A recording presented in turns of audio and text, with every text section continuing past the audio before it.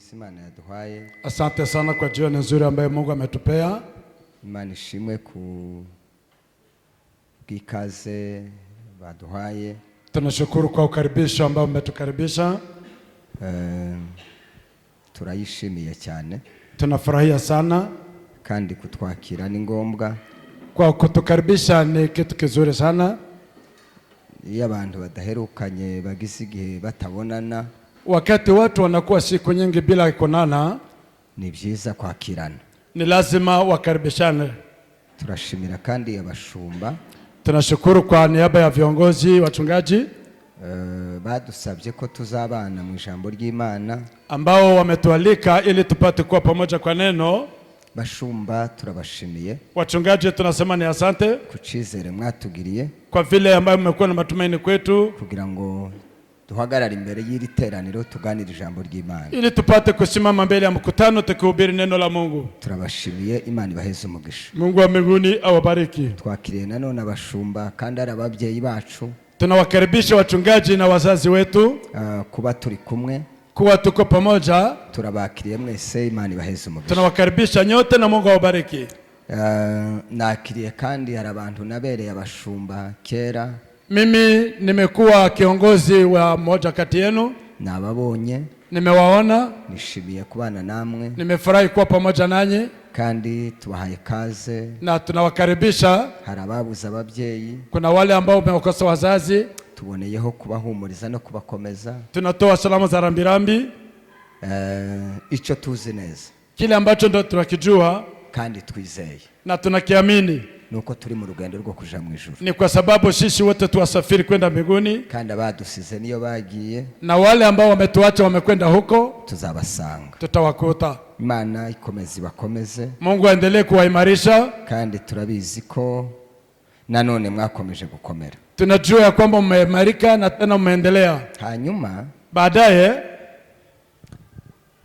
dufite programu hano, tuna ratiba ambayo tunaifuatilia. Sindenza n'umunota, sitakuja kupitisha hata dakika moja, kubera ko bayanditse hano, kwa sababu imeandikwa. Sinirenzaho n'umunota umwe. Sitakuja kwenda kinyume na hii. Nimba ari iminota 20 ndi buvuge, kama nitatumia dakika 20 niyo ndi bukoresha, ni hiyo tu. Simpindura n'umunota umwe, sitageuza hata dakika moja. Reka dusome rero, tusome neno la Mungu. Urwandiko Paulo yandikiye Timotheo wa kabiri, barua ya Paulo mtume kwa Timotheo wa pili, ibice 2 n'umurongo wa 2, sura yake ya 2 na aya ya 2 kugeza ku murongo wa 4 hadi mstari wa 4. Urwandiko Paulo yandikiye Timotheo wa kabiri, barua ya Paulo mtume kwa Timotheo wa pili, ibice 2 n'umurongo wa 2, sura yake ya 2 na aya yake ya 2, tugere ku murongo wa 4 hadi mstari wake wa 4. Nsubire nyuma gatoya, kinyuma tu kidogo. Nakiriye Bea na madame we. Ninawakaribisha Bea pamoja na mke wake, kuko yabivuze kama alivyosema, nanje ndabishimiye, na mimi nawafurahia cyane rwose sana. Tena murakazi, Imana ibaheze umugisha. Karibieni na Mungu wa mbinguni awabariki. Data waririmbye na ndugu Shaka, nawe twarabanye, naye tumekuwa pamoja, abakristo bacu, na hao ni wakristo wetu. nawe ndakwishimiye pia, nawe nakufurahia. Reka rero tuvugane iryo jambo, nimba hari umuntu wabonye yasoma. Kama kuna yule tayari amefika mahali atatusaidia kusoma. Reverend, karibu.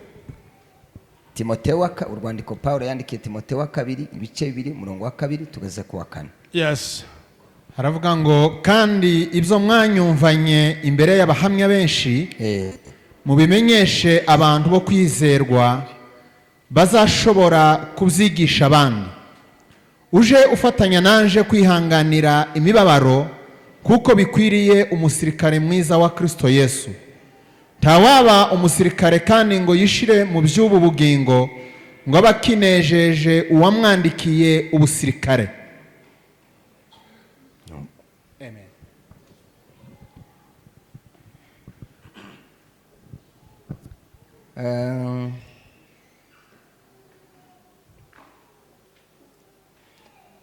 Muri iyi minsi, kwa siku hizi, tuzaganira ijambo rivuga ngo kwemera kwigishwa.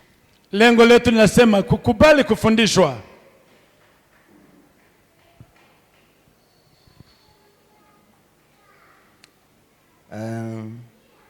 Imana ibafashe Mungu wa mbinguni awasaidie, kandi mfashe hata mimi pia ifashe n'umusobanuzi na mkalimani wangu, kugira ngo abashe kuvuga uko ndibuze kuvuga, ili apate kunena vile ninavyonena. kuko iyo umusobanuzi apfuye n'ibintu birapfa. Mkalimani akienda kinyume na mambo yote yanakufa. Yabaye neza ubutumwa bugenda neza. Na mkalimani akiwa mtu mzuri na mambo yote yanaendelea kuwa vizuri. Ndafatira ku ijambo ry'umusirikare. Nitaanzia kwa neno la askari. Umuntu kugira ngo yitwe umusirikare, ili mtu aitwe askari, kugira ngo umuntu abe umusirikare au mwanajeshi, asabwa ibintu nka birindwi.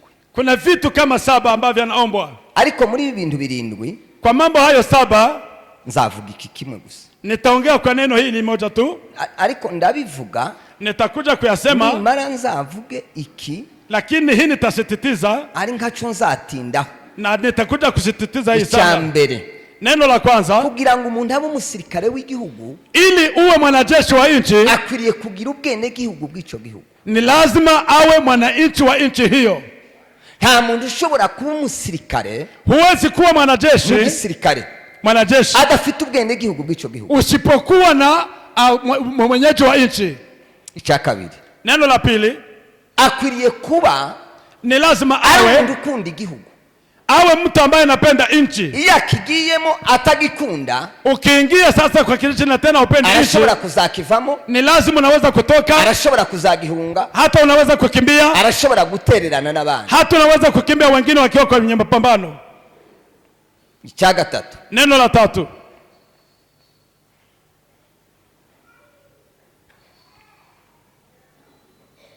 kuba afite imyaka ikwiriye. Ni lazima awe na miaka ambayo inastahili. Ibi sinzabivuga, ariko nari kuza kubisanisha n'icyatumye ririya jambo Paulo aryandika. Sijaongea kwa haya, lakini nitakuja kusimamisha na neno la Paulo amesema, iyo abantu bagiye mu gisirikare ari bwa kadogo, wakati watu wanaenda kwa jeshi wakiwa wadogo, bagira ingorane, wana shida, bagira ikibazo, wana shida, kandi nibyo dufite natwe. Na hata sisi pia hari imirimo imwe abantu bari mu kujamo ari abana, kuna mambo ambayo tunaingia wakiwa wadogo, bakayikora nabi, na wanafanya vibaya, kuyikora nabi, baadaye katugarukaho, sisi anaturudilia. bari bakwiriye kugikurwamo bakama. Iyo ingekuwa heri waondolewe hao, wawekwe pembeni. Icya kane, neno la 4, kwigishwa, kufundishwa.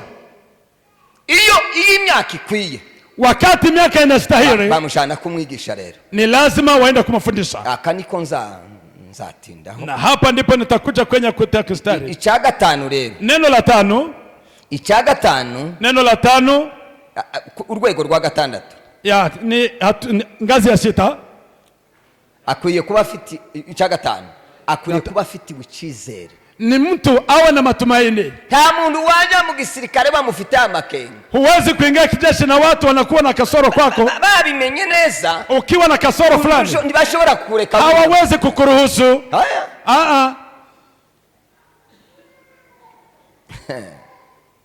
Cya karindwi, neno la 6, 6, yageze kuri urwo rwego rero, wanapofika kwa hatua hiyo, baza bamwambika, ni lazima wamwandike, bakamwambika imyenda, au wanamvalisha hata manguo. bamara kumwambika imyenda, baada ya kumvalisha, icya karindwi, neno la 7, agahabwa intwaro, wanampea silaha, bakamurangusha mu kazi, na wanamuingiza kwa kazi. Tugaruke ku isomo ryacu rero, tuingie kwa somo sasa lenyewe ambalo tutazungumzia. Rimwe nza nibaza ibintu ku ijambo ry'Imana ngatinda kubisobanukirwa.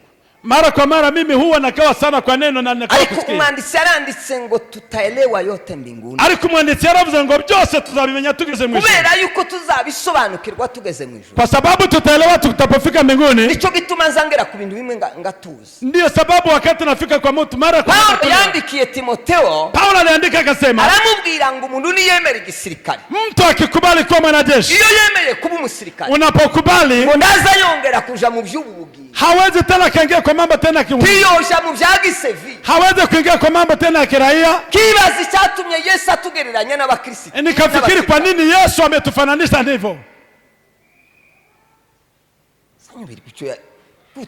Sijajua kwa nini?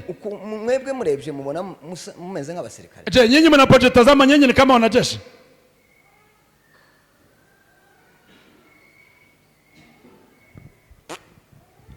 Inza mvuga ngo iri tuzorikuremo. Ingekuwa heri neno hili tuliondoe. Kandi aho byapfiriye ni mu rusengero. Na mambo yote yamekwama ni kwa kanisa. Amen. Amen. Ko birumvikana. Nafikiri mnaelewa. Titu ahubwo abasirikare twebwe abasirikare. Sisi tu wanajeshi. Kandi aho twapfiriye nahangiye kuvuga. Mahali ambapo tumekwamia ni hapa nitakuja kuzungumza. Ubwene gihugu iyo umuntu yizeye Yesu Kristo ng'umwami n'umukiza. Urahia ukimwamini Bwana Yesu Kristo. Arabonye ubwene gihugu bw'ijuru. Ni lazima uwe mwenye nchi wa Mungu. Iyo ndambwe yo tunshake tuyireke mwayigeze. Na hiyo hatua ndi lazima tukubali mengi. Umusirikare sahazagarukira. Lakini mwanajeshi atarudia hapo. Asagenda. Anaendelea kugira ngo atazaja mu by'abasivili, ili asingie kwa mambo ya urahiu ya walaia, kugira ngo atazasubira mu byavuyemo, ili asirudi kwa mambo ambayo yameyatoka. Gasaba mwinjiza muri training. Yeye wale mtu kwa hapo.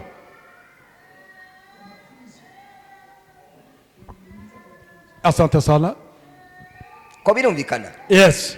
Niturangiza baadaye nzavuga ibyo bazabigishwa mbigarure mu. Nitakuja kuambia yale ambayo wanafunzi wakati wameingia kwa mfumo. Niki bazabigishwa? Wanajifunza nini? Ese ibyo ngibyo natwe biratureba. Je, haya na sisi yanatuhusu? Twagereranijwe n'abasirikare. Mbona wametufananisha kama wanajeshi? Kandi tukitwa abasirikare ngo beza ba Kristo. Na sisi tunafananishwa kwa askari wa Kristo. Hawa basirikare babi.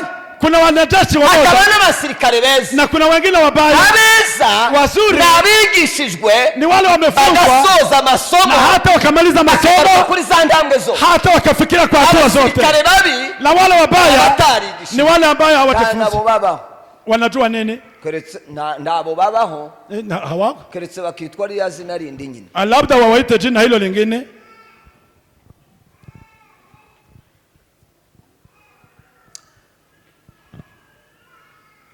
Kandi dufite ikibazo, yani tuna shida ari twabigisha sisi wahubiri walimu, sisi walimu hamwe n'abigishwa na nyinyi wakufunzi.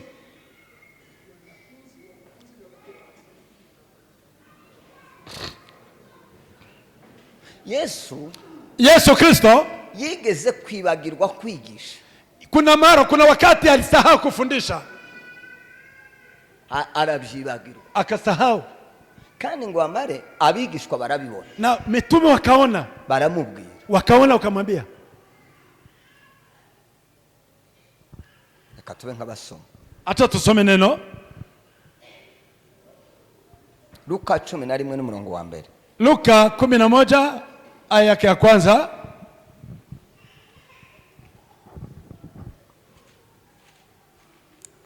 Luka 11 n'umurongo wa mbere. 11 aya yake ya kwanza. Soma.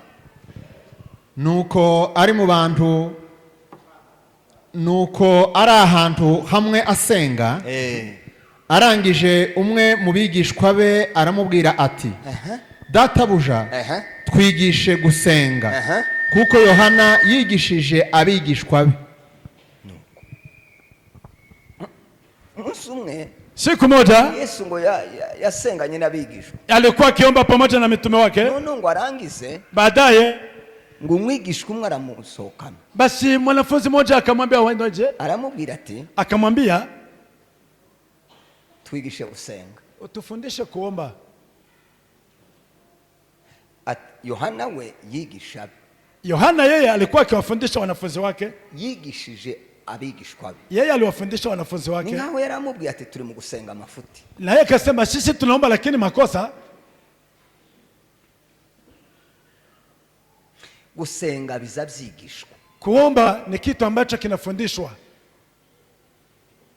Timumoni kibazo dufite, shida ambayo tunayo ni kibazo kivuga ngo umwuka, ni shida ya kusema ni roho, ngo azatwigisha, roho mwenyewe atatufundisha. hari umwuka wababwira inkuru z'i Korinto igihe Paulo yari ko yandika inzandiko z'i Korinto, umwuka yo kubwira uko hari hameze. Sijue kama Roho anaweza kuambia vile Korinto kulikuwa. Yababwira politiki uko yari imeze. Sijue vile politics ilikuwa hivyo. Yababwira abantu bari barimo. Anaweza kuambia watu ambao walikuwa wakati huo. Umwuka wari uhari. Anaweza kuambia Roho ilikuwa hapo.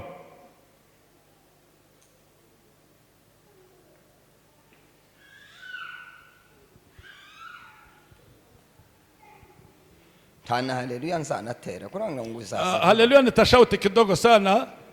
Kidogo sana. Kwiga, kujifunza, kuza guhindura imitekerereze. Kuna badiri mifakara. Kwiga, kujifunza, guhindura umuntu. Kuna mbadiri mtu. Kwiga, kujifunza. Ese turi kumwe? Sinzi umuntu wabahenze ko mu rusengero hataba kwigishwa. Sijui kama kuna mtu aliwaambia kwamba kanisani hakuja kuwa mahubiri. No, mureke ngenda gucabira mfasha. Yes. Vocabulary ni nyinshi. Mbere kicambe. Rubona iyi programme bari baduhaye. Si mnaona ratiba ambayo walikuwa wametupea? Waish. Ni kama tumeenda kinyume tayari. Wanditse ikintu kikajaria nabwiye pastor. Unapoandika ratiba unaweka.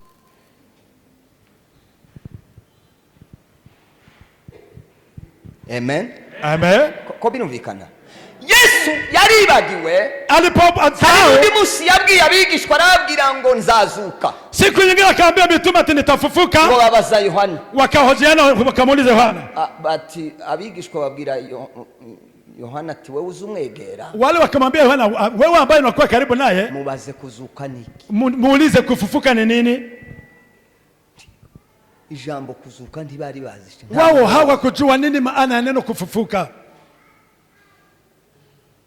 Nta muntu wize.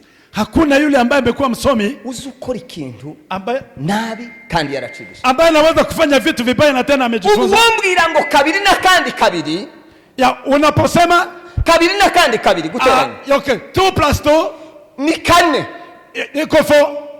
Nukuvuga ngo inamaanisha habe nubwo wosobanura gute nta kuntu wabihindura mu mutwe kuko nabyigisha. Hata unifundisha hata siwezi kubadili kwa sababu nimekwisha kupokea hayo.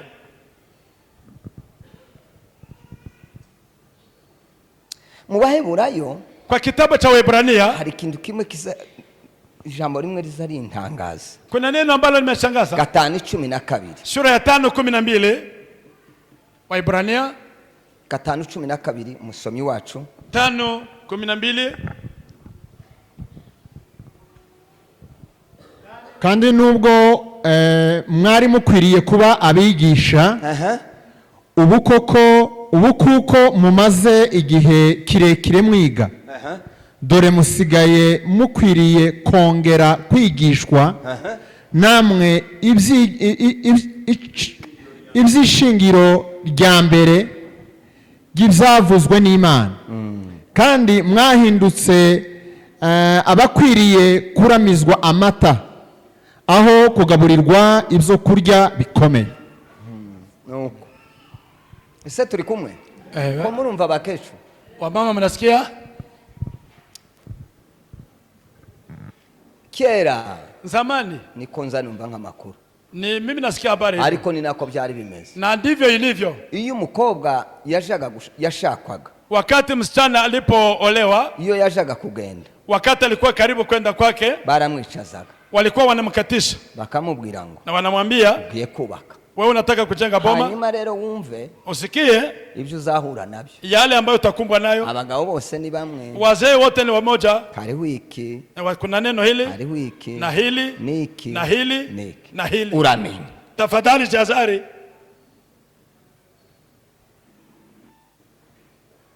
Abubu baracabona babwira. Waleo sijue kama wanapata. Murabigisha murabashobora. Je, wamama mnawafundisha mnawawaza? Bababwira ngo barangije kaminuza. Wao wanawaambia sisi tumesoma. Bakagira ngo none kaminuza ngo nugushaka. Wao wanafikiri kaka labda kusoma mpaka choo ni kuoa.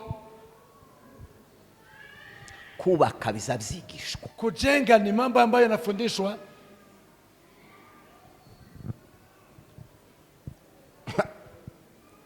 Ubundi buriya wofata umwana. Unapochukua mtoto avutse, anapozaliwa ukamushira hantu na unamweka mahali, tiyumva imvugo. asisikie lugha, ntiyigishwe kuvuga, asifundishwe kuongea, yoba ikiraga. anaweza kuwa bubu. Abaye aho ntiyigishwe kumva, Anapokuishi mahali bila kufundishwa, yoba igipfamatwi. anaweza kuwa kiziwi. Abaye aho ntiyigishwe kugenda, Asifundishwe kutembea, yoba ikimuga. anaweza kuwa kiwete. Abaye aho ntiyigishwe kwambara, Akibaki hapo asifundishwe yogira ngo kuvaa, none kutambara nivyo byiza. yeye atafikiri labda ni hivyo tu. Kwiga ni ngombwa. Kujifunza ni mambo kauni. Sema amen. Haleluya.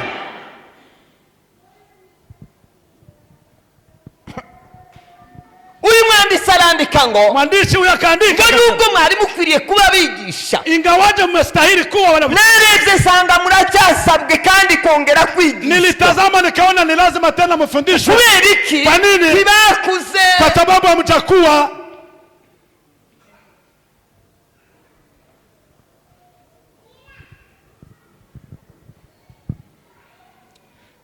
Umusirikare azayiga, Askari ni lazima afundishwe. ntasoma azahakana, Hawezi kusimama ntasoma azavuga ngo ntarishoboye, hawezi kusema somo hili ntasoma limerishinda, yovuga ngo ntaryumva. hawezi kusema sisikia hili.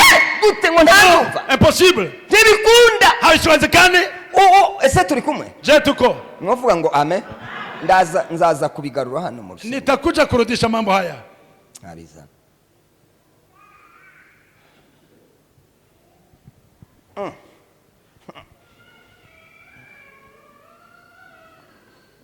Impamvu dukwiye kwiga Kwa nini sasa tujifunze cyangwa kwigishwa ama tufundishwe? Imana Mungu yakoze ibintu alifanya mambo, ariko lakini yarigishije nayo. yate mwenyewe alimefundisha. Ndazana ibyanditswe. Nitaleta maandiko. Yesu yarigishije, alifundishwa, yavuye mu byo kubwiriza, alitoka kwa mambo ya kuhubiri, arigisha, akahubiri. Umwuka wera, Roho Mtakatifu, yarigishije, akafundisha. n'uwarigisha. Hata leo nafundisha. Intumwa mitume tizabwirije gusa, hawakuhubiri, zarigishije. bali wamehubiri, wamefundisha. Isezerano ry'intumwa agano la wa niryo twasigaranye twebwe, bila sisi tumebaki nalo. amen, Amen.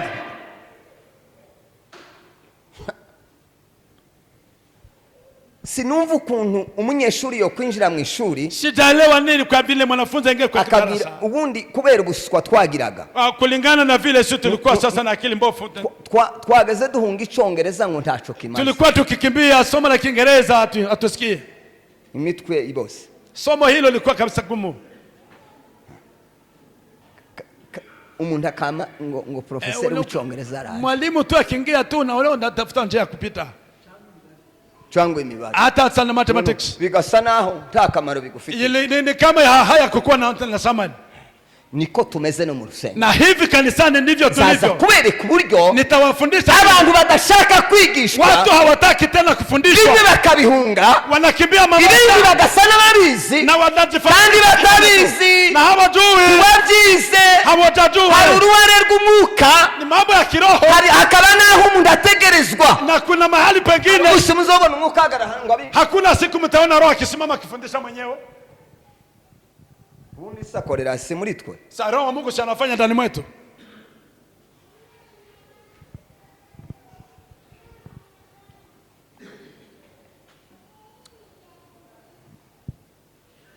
Kuva Kitabu cha Kutoka 4:12 4:12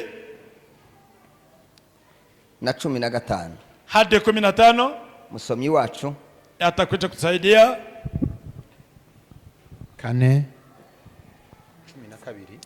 4:12 n'umurongo wa 15.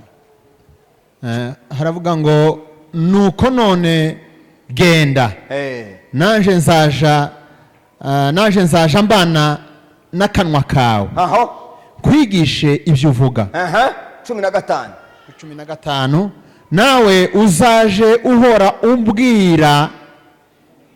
umubwira ushire amagambo mu kanwa ke.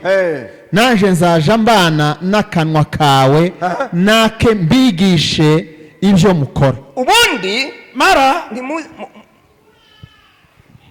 kenshi nkunda kubivuga, mimi mara kwa mara naongea haya, tibakakubwire gutera haleluya nguvuge. Usikwambie kushauti haleluya na kusema, kuko kwa kuwa urashobora kuba utarigishijwe kuvuga. Inawezekana hujafundishwa kuongea, nuvuga uvuge nabi, labda ukiongea utaongea mabaya kandi abantu bumve nabi, na watu watakusikia vibaya. ikindi mbabuze Neno lingine nitakuja kuwaomba, mukaza mutubwira ngo duhaguruke kuririmba, msitusurutishe tusimame tuimbe. ubundi ninde yabibabwiye ko ariko biza bigenda? Nani ameombea hivyo?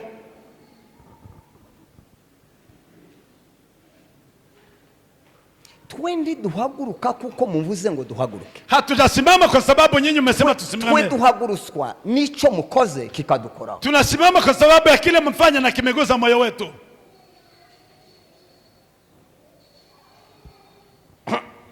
Imana ibwira Mose, Mungu akamwambia Musa, iramubwira ngo genda, akamwambia enenda, zigisha akanwa. mimi nitafundisha kinywa. Sema amen. Haleluya. Zigisha akanwa, Nitafundisha kinywa uburyo uzozuvuga vile utakavyosema, ibizava mu kanwa yale kawe, ambayo atatoka kinywa kuko chako nakwigishije kuvuga. kulingana na kufundisha. Amen.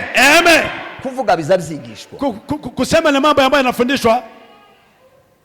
Muza mwumva bava nguriya ngo ni kiranda mukini gikongobo. Vile mnasikia huyu mtu kani mtu tu ni vile hivyo tu. Tuyigishijwe kuvuga. Hatafundishwa kuongea. Commentaires zitameze neza. Maneno tu ya maneno kuongea. Huyu manzi umenye nimba akanwa karigishijwe. Kenya kimefundishwa. Nariko mbibwira abantu baje kuririmba, umuntu afite ubukwe atumira abaririmbyi. Ya kuna mtu alikuwa na harusi akalika waimbaji, Baraza batambuka imbere kuririmba. wakakuja wakapita nayo kazi. Indirimbo ya mbere, Nyimbo ya kwanza, ya kabiri, nyimbo ya pili. hakana kagasore nk'imyaka nka 16. Kijana mmoja wa miaka 16 karibuni hapo Aravuga ngo abantu bazi cyabazanye ngo bahaguruke. akasema wale ambao wanajua sababu mbawaleta wasimame. Mu rusengero nshumbye. Mimi ndio kiongozi wa kanisa. Ubukwe buhari ni umukristo wanje. Ni Mkristo wake ndiye alikuwa amefanya Nije harusi. uje gusezeranya. Yeye ndiye atasimama. None ngo abantu bazi cyabazanye. Sasa akasema wale wanajua kimewaleta.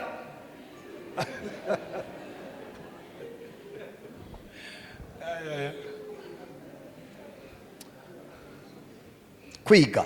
Kujifunza. Ese turi kumwe? Kwiga. Kujifunza. Nta kintu kitazacigishwa. Hakuna kitu ambacho hakifundishwi. Ngo arangize gutyo. Aliposema tu barambwira ngo mpa microphone hano. mwingine naye akakuja nisaidie na mic. Pita ntambuka imbere. Mimi mwenyewe nikasimama. Ndabwira nimpe hiyo microphone hano. Wote wawili nilikwambia nipeni kipaza sauti. Ndabwira ngo muri urusengero. Nikamwambia kwa kanisa hili Ntawuzi uvuga ntamuhaye ijambo. hakuna mtu anaongeaga kabla sitampea neno. Mugende mwicare. Nende mketi chini. Urya waba yama avuga mu rusengero. Yule mwingine akasema Ngo hani muri Katolika. akasema hapa ni kwa kanisa Katoliki.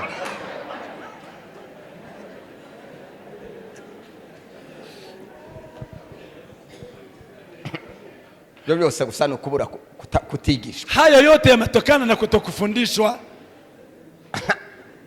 Kutigishwa gusa. Kutokufundishwa.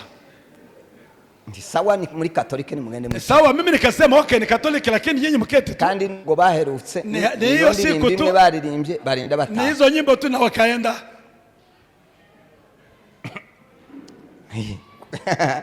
Kwiga Kujifunza birababaza, ni mambo magumu. biraryana, Ni mambo magumu. ndugira ngo biyoroshe. Mambo rahisi. Sema amen. Amen.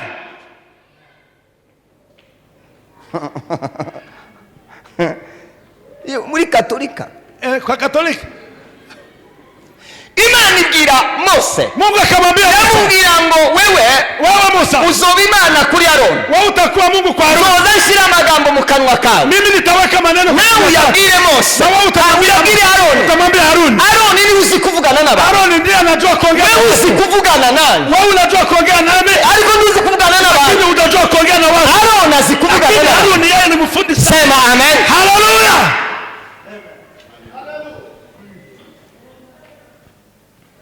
Urashobora kuba umushumba, Unaweza kuwa mchungaji Imana ikaguha umuntu na Mungu anakupa mtu uzi kuvugana n'abantu, ambaye anajua kuongea na watu. uzumuha avugane n'abantu, Acha yeye aongee na watu. inyungu izo kugarukaho. Kwa sababu faida ni kwako. Ngo kandi mwembi Nyinyi wawili nzoza mbigisha ibyo gukora. nitakuwa nawafundisha mambo ya kufanya. Iyo ni Imana gankyanvuga. Ni Mungu tu. Imana. Ni Mungu tu. Imana idusaba kwigisha. Mungu atanatuma kufundisha. Kubera yuko nawe ni umwarimu. Kwa sababu naye ni mwalimu. Yabaye umwarimu. Amekuwa mwalimu. Yageze ivugana n'abahanuzi. Alikuwa kinabi na manabii. Ariko ikagira n'igihe bigisha. Lakini alikuwa na wakati. Haleluya! Ikagira igihe bigisha. Alikuwa na wakati. Ikababwira ngo iki kirazira. Mungu anasema hiki ni adhabu. kirazira ntukagikora. Usitende haya. Umunsi Aroni yagize ngo aravugana n'Imana. Aroni siku moja akawa vile ongea na Mungu. Yamya churi kimasa. Yeye akaunda sasa ngombe. Ikimasa ngo abantu bagisenga. Ati watu waombe ngombe.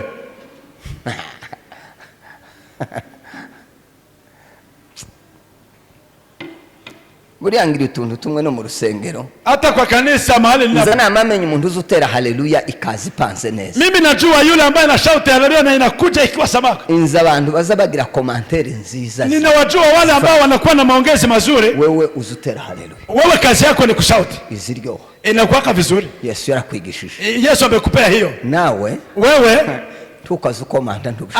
Usifanye maongezi si mambo yako. Uzuvuga bikadukwaza. Ukisema watu wanaumbia. Ni byiza. Ubundi umwarimu arigisha, mwalimu anafundisha, yarangiza agakosora, baadaye analeta. Kubera iki tutari mu gukosora? Kwa nini sasa sisi tunafanya? Kubera iki tutemera gukosorwa? Kwa nini msitaki marekebisho?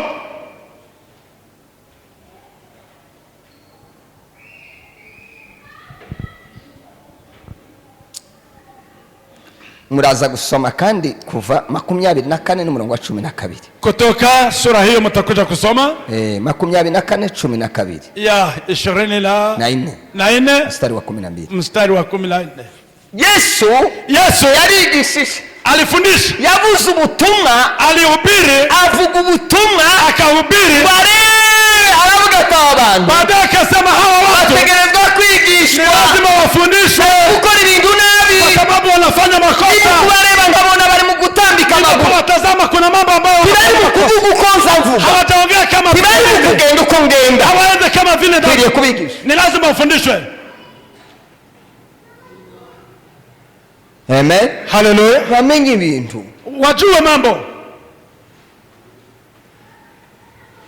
Umusirikare azayigishwa agahinduka undi muntu. Ya mwanajeshi anafundishwa na anakuwa yamaramba kama muhindura n'izina, na wanamubadili hata jina, azagenda ari umusivili, yeye anaenda akiwa civilian, no yaje kugaruka, anaporudi tagaruka ne amazina akagaruka n'izina rimwe, hata rudi na ile majina anakuja na tena. Kubera iki? Kwa nini? Avuye mu ishuri, ametoka kwenye training.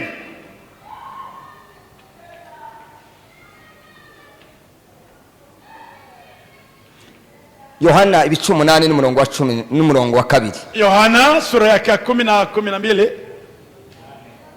8 n'umurongo wa 2. Okay, 8 10 na 8 2. Ya 8 soma. Butumwa bwiza nko bwanditswe na Yohana 8 n'umurongo wa 2. Sura ya 8 na aya ya 2. Azinduka mu museke yongera kuja mu rusengero. Abantu bose baza aho ari, aricara arabigisha. Amen. Yesu yageze arara ku musozi. Yesu alipolala kwenye mlima mu gitondo, asubuhi, muri burakeye, kwa alfajiri, burakeye, alfajiri, burakeye, asubuhi, abantu bakimeze nganeza imitwe itarajubangana, watu hawatachanganyikiwa kwa kichwa, bakiri basima bose, watu wangali kabindi baratekereza, hawatafikiri, bataravugana n'umuntu, hataongea na mtu, ingorane zitaraza ni shida zitakuja. Yesu Kristo bakabigisha, anawafundisha. Sema amen. Amen. Yesu yarigishije, Yesu amefundisha.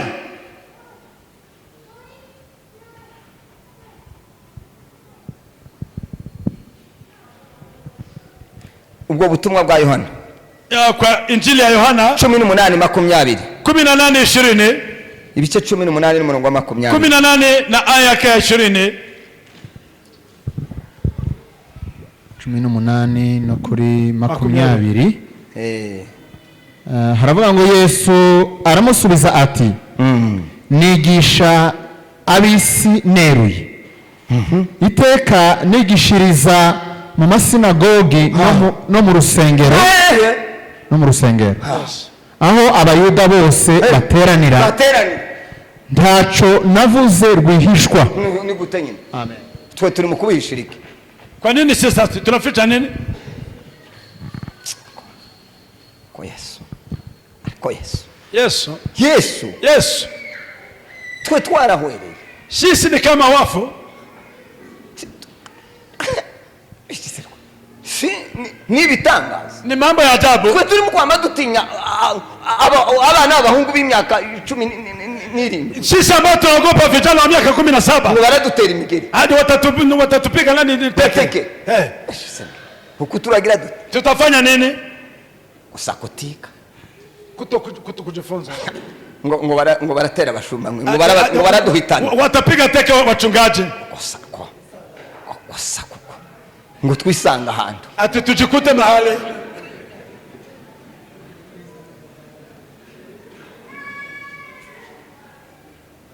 Ubundi ni winjira mu rugo unapoingia kwa boma rw'abana bigishijwe ambako kuna watoto ambao wamefundishwa, uzubimenya uburyo babipanga. Ariko abana nyine amaze kumenya, unajua vile wenyewe kitu wanajipanga, uzumenya uburyo bipanga, wenyewe wanajipanga. We uzureba ukazubona uburyo babipanga, unaangalia tu na macho naona vile, utarinze uvuga bila kuongea neno.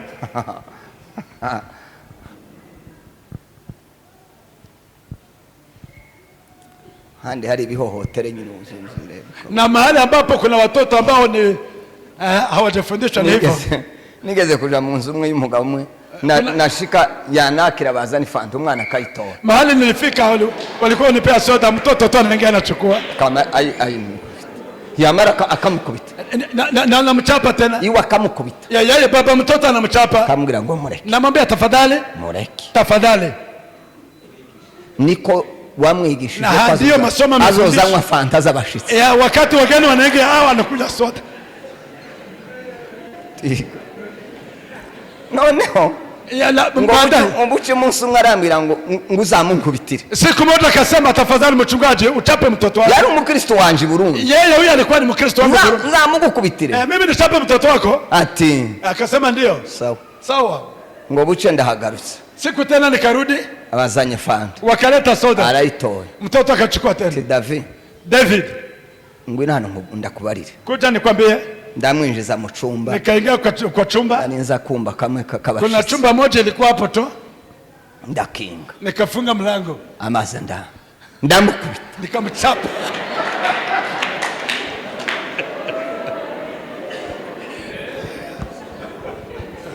Je, wari wahawe agahusha? Sasa mimi nilikuwa napewa ruhusa na mzazi, kandi ngiye kwigisha, na mimi nilikuwa ni mwalimu. Ndamukubita ndamunusa, nimemchapa kabisa, nikamchapa.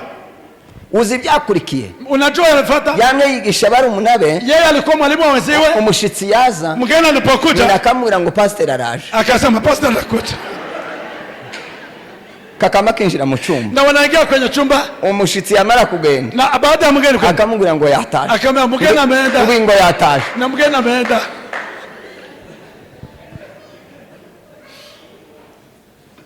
Biblia iravuga ngo, Biblia inasema ngo umwana azavukana ubupfu ku mutima. Mtoto anazaliwa akiwa na upumbavu kwa moyo wake. Ukiza kibukuraho ni inkoni. Kile kinachotoa ni fimbo. Inkoni. Anachapa. Ubwo bupfu bukava. Na ujinga huo unaondoka. Kandi reke mukwereke. Acha nikuonyeshe vile. Unaona ko umwana azaja gufata umuriro. Kwa nini mtoto aende kuchukua na umwana azaja gufata umuriro? Mtoto anachoka kwenye moto kubera ubupfu buri ku mutima, kwa sababu ya ujinga. Tamenye kwasha. Yeye hajue kama uzumukubita kabiri. Lakini ukimchapa mara pili. Ndatinye gusha. Yeye hajaogopa moto. Agatinyiki. Anaogopa ni fimbo. Inkoni yakubiswa. Fimbo tu. Ubupfu bukabuvuye. Ujinga tu unaondoka.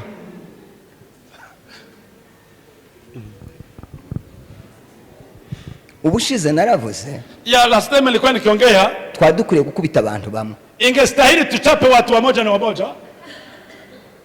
Rwose kabisa. Ni lazima. Kuko ari abantu bafite ubupfu. Kuna wale ambao watu wana ujinga bukuriye gukubitwa. Ambao wanastahili viboko. Titwobasengera. Si watu wakombea. Kuko Biblia iravuga ngo. Biblia inasema ngo igipfu. Mtu mjinga. Unogo gisekura mwiseku. Hata muweke kwenye kinu. Kiza chama gisimba na bwabo. Ya kinaendelea kurukaruka tu. Kiza ubufuguzo. Kinatoka tu na ujinga ni wote. Kwa Biblia niyo yambe. Biblia ni kitu kizuri.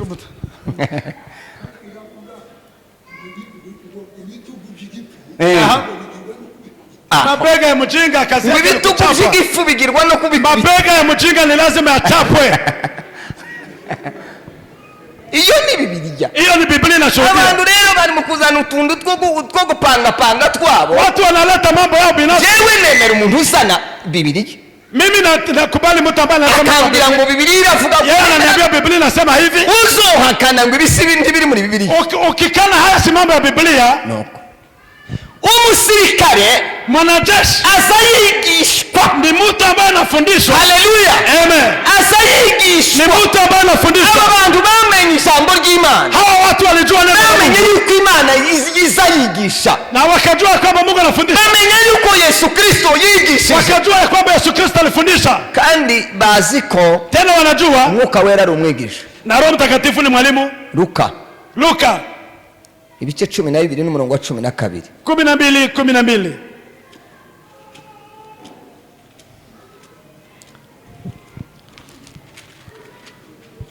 Wamusomyi Luka 12. kuko Umwuka Wera azabigisha ibyo muzaba mukwiriye kuvuga muri uwo mwanya. Nuko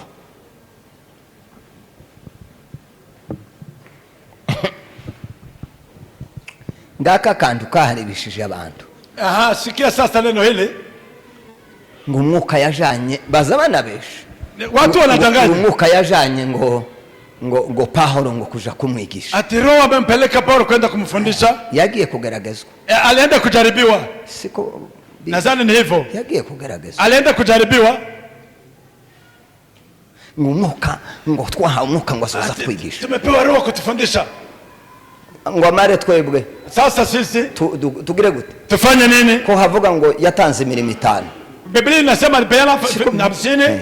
Bamwe ngo yabagize intumwa, wamoja waliwafanya kuwa mitume, abandi bagira abahanuzi, wengine walikuwa manabii, abandi bagira abashumba, wengine wakawa wachungaji, abandi bagira abahanuzi, wengine wakawa manabii, abandi bagira abarimu, wengine wakawa walimu. bari abarimu baza bavugwa, wale walimu ambao wanasema tuzadushira mu matorero, ambao tunaweka kwa kanisa, bari yasibo si hao abantu bigisha, ni walimu ambao wanafundisha kwa ubao, bakigisha, wanafundisha kwa ubao. Yesu yageze yigisha mu masinagogi no mu rusengero. Yeye alikuwa akihubiri kwenye makanisa na buri muntu yoza ku cyumweru, mtu akikuja Sunday akandika ngo turiga hejuru y'iri jambo, na anasema tutajifunza neno hili, kwigishwa tutamfundisha. Mwotama amuvuga ngo yukuriya ngo yananiwe, mnaweza kusema huyu mtu ameshindwa, tavyo yiriwe ngo atu kuna masomo leo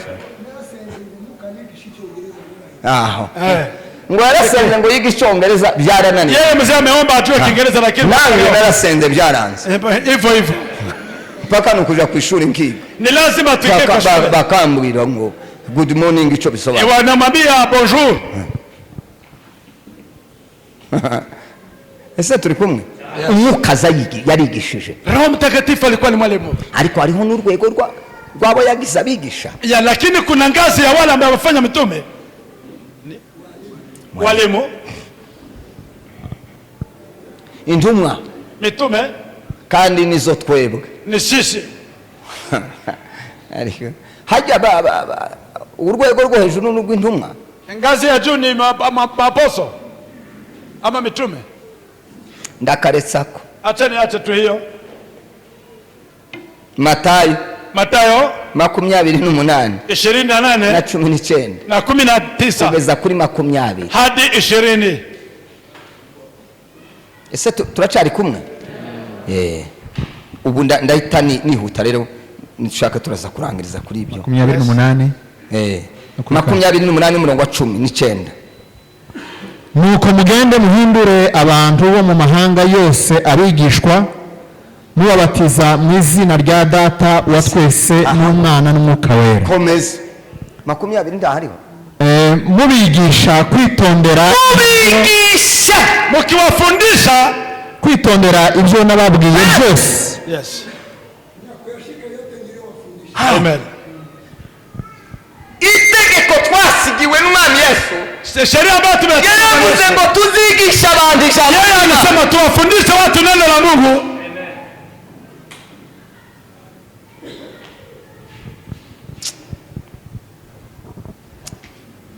zanibuka rimwe arigihe nigeze kuzino kandi ndigisha. Kuna wakati nimekuja huku tena nikahubiri ama nikafundisha. Ngo ndangiza umuntu nkaza kumbwira. Baada ya mafundisho mtu mmoja akaniambia ati wigishe kurya wageze wigisha ku mugorore. Ya ufundishe vile kuna fundisho ukiwa kwa mugorore. Ati bingibi wagize. Mambo ni kama ume. Ati ndibyabifasha. Hatujasikia. Yari umwana. Wakati alikuwa mtoto. Abagalatiya muje kwasoma ibice 2 n'umurongo wa 7. Galatia sura yake ya 2 na aya ya 7. Abakolosayi igice cya 1 umurongo wa 28. Kolose hivyo bigenda bigaragaza uburyo dukwiriye kwigisha. Ni mambo ambayo yanayotufundisha vile tunastahili kujifunza. Se muracari maso twoye Imana icubahiro. Haleluya. Amen. Nariko nshaka kubanza kwegeranya ko nilikuwa nataka kwanza niweke pamoja kwigisha birakenewe. Kufundisha ni mambo muhimu. Kuko Imana data yarabikoze. Kwa sababu Mungu naye amefanya hayo. Yesu Kristo yarabikoze. Yesu amefanya hayo. Mwuka wera aracabikoze. Na hata Roho Mtakatifu bado anafanya. Twahawe izo nshingano zo kwigisha. Na sasa wamepewa hiyo mamlaka. Kandi nditwabwiwe ngo tuzagarukira hangaha. Na hatujapewa mpaka. Kangaruke rero turudi nyuma kujo tuzigisha kwa yale ambayo tutakuja kujifunza. Bane mvuga kakana. Neno moja tu kidogo. Gusenga birigishwa. Kuomba ni mambo ambayo inafunzwa. Guhanura birigishwa. Hata kutoa unabii ni mambo ya Kristo mwe guhanura bizabyi. Enyi wa Kristo, kutoa unabii ni mambo yanafundishwa. Timwamubona kakajagari kariho. Si mnaona vile watu wala mambo mengi.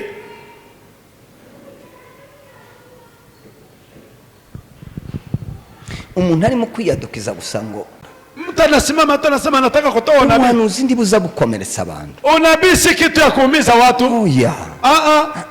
Wapi? Haya. Abana b'abahanuzi ntibateguye ishuri ry'aba ngo bige uburyo bwo guhanura. Wana wanabii nao wamefundishwa. Haya.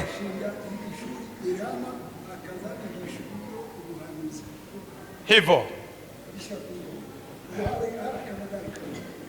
kubera kuhara akajagari, kwa sababu ya kuwa katika mambo ya kandi ndagira ngo ni ariko none kari munsi yaka kariho yalikuwa ni kama chini hayo kwa leo ako none tura komagira ngo ibintu biriho ndi dushize jambo mambo yaliyokolewa, kandi abantu bashaka guhanura na watu wanataka bashaka kwigisha, lakini hawataki kufundishwa.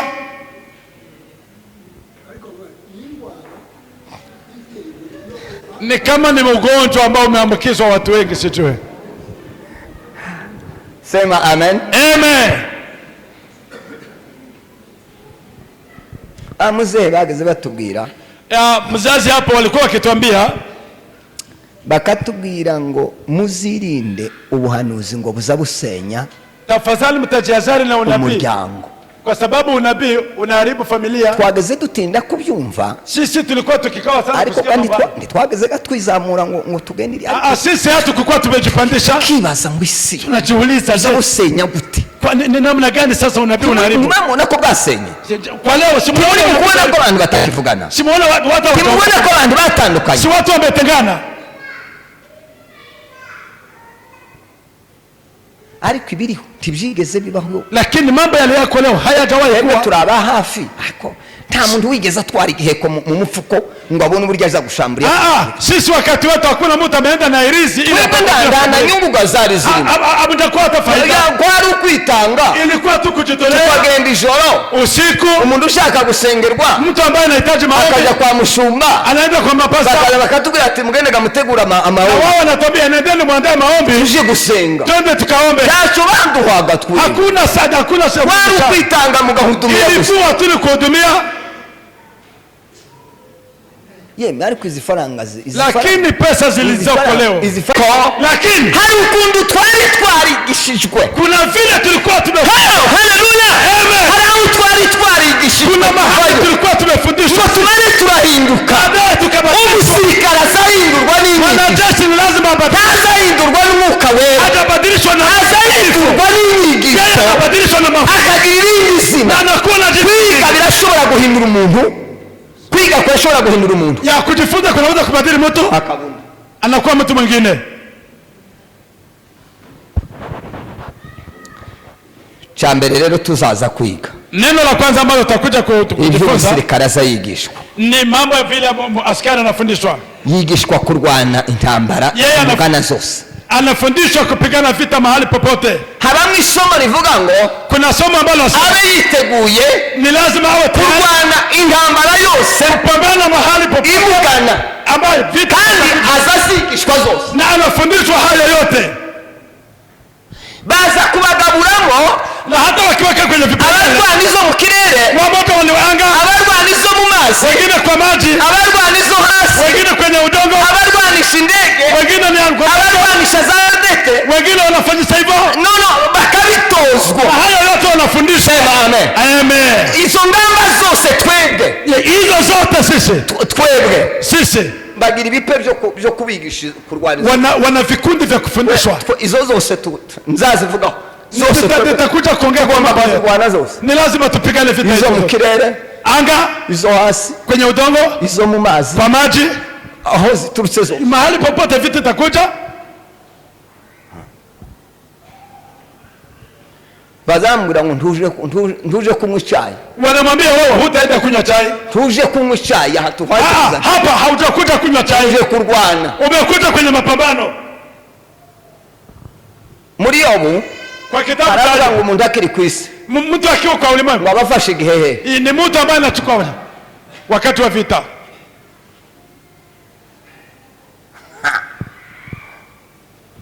wa murimbyi yaravuze ngo kwa Yesu Dufite ubutware, dufite ubushobozi, iyo twizeye amagambo kuko yatubwiye ku musaraba hatura ibarima rinyota waramwereye amazi y'uruhu. Haleluya! Biratangaje! Abakristo bafite ubwoba bw'intambara. Wakristo mnaogopa vita.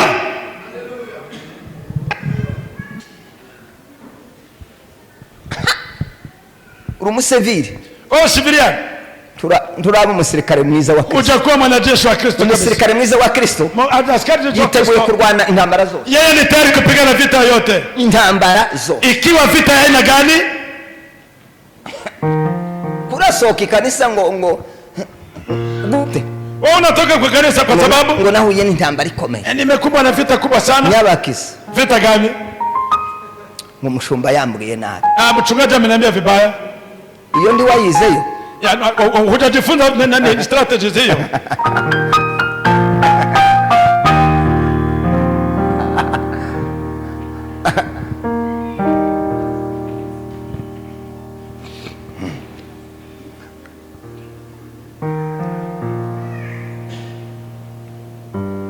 umusirikare yigishwa intambara zitatu. Kuna aina tatu za vita ambayo mwanajeshi anafundishwa. Intambara imutunguye, Ya vita ambayo inakuja kigafla, barayimwigisha hiyo anafundishwa ukuntu agomba kuyirwana. vile anaweza kupambana. Hapana umwuka we, sindaje kubyo umwuka we, Sijaingia kwa mambo ya roho. kwiga Kujifunza. azarwana intambara imutunguye, Yeye anapigana vita kigafla adakoresheje umwuka wera, bila Roho Mtakatifu, ariko yarabitojwe. lakini amefundishwa Intambara ni gutungura, vita ikikuja kigafla ntugahunge. usikimbie. Sema amen. Amen. Ariko dore uburyo uzayirwana. Lakini tazama vile utapambana. Abakristo bakwiriye kwigishwa Ni lazima Wakristo intambara zibatunguye. aina ya vita ambayo inakuja kigafla. Ese zirwanwa gute? Je, ni vipi tutapambana nazo?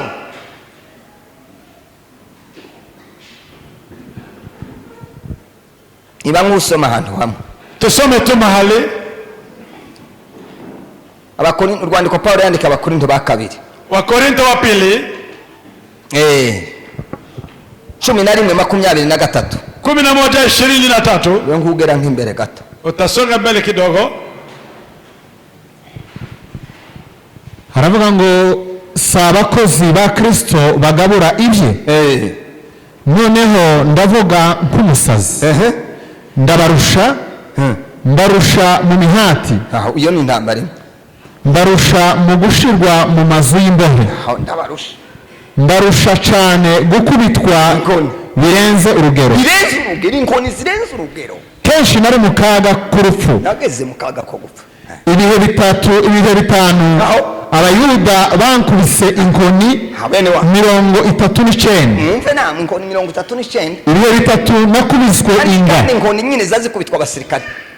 igihe kimwe natewe amabuye, Aho ibihe bitatu inkuge zaramenetse, naraye imuhengeri nirirwamo, aho nari mu rugendo kenshi mu kaga gatewe n'inzuzi, aho mu kaga gatewe n'abambuzi, mu kaga gatewe na bene wacu, mwumve bene wabo mu kaga gatewe n'abapagani, n'abapaga. mu kaga ko ku mudugudu, mu kaga ko mu butayu, mu kaga ko mu nyanja. Akaga ko mu butayu wandugire ngo byari birose. Shida ya jangwa. Kuragira ngo uja mu butayu nukugira n'umuchezo. Si mambo ya mchezo. Murana bubona hehe ubutayu se? Washoje Mu kaga ko muri bene data b'ibinyoma. ibinyoma. Ariko wara ugeze kuri kangana 27. nkoko. Ese turi kumwe? Je, tuko pamoja. Ibi bintu byose Mambo haya yote. ntabwo Paulo yigeze avyitegura. Paulo hajagandao kwa Izi ntambara zose yahuye nazo. vita hizi zote amekufa. Sema haleluya. Amen. Nta ntambara yigeze yitegura. Hajagandao kwa mgini. Ibintu byari ko bimutungura. Yalikuwa ni mambo yanakuja. Ariko zamutungura bigasanga yarigishijwe. Yeye alikuwa ameendao. Bigasanga yariteguye. Alikuwa tayari. Wavuga ngo amen. Amen. Murahari ariko Je, mko hapa? sirikare Wanajeshi. samwe ni muterwa saa 8 Hata wakita saa 8 Rwanda, ni lazima uwe tayari. saa 3 Saa 3 Rwanda, ready. saa 11 Saa 11 Bwana. be ready. gusa ni ibitose. Usingizi, usingizi. Nzabigeraho. Nitakuja kuguzia kwa usingizi. Kwa basirikare Mwanajeshi. kandi bapfa gutera indirimbo imwe. Jimbo moja tu. Makao yetu ya milele, Hivyo hivyo. makao mazuri ya ajabu, tutafurahia, tutashangilia, tuishi milele na Bwana. Uku azaryama saa 2 Yeye analala saa 2 akavyuka saa 12 na anaamka saa 12. ariko bavuga makao ya milele. Wakisema tu makao ya milele anaanza kupandisha mikono, Atega amaboko wa mbere. anapandisha anakuwa. Izo mbaraga wazikuye. Je, hizo nguvu mnazitoa wapi?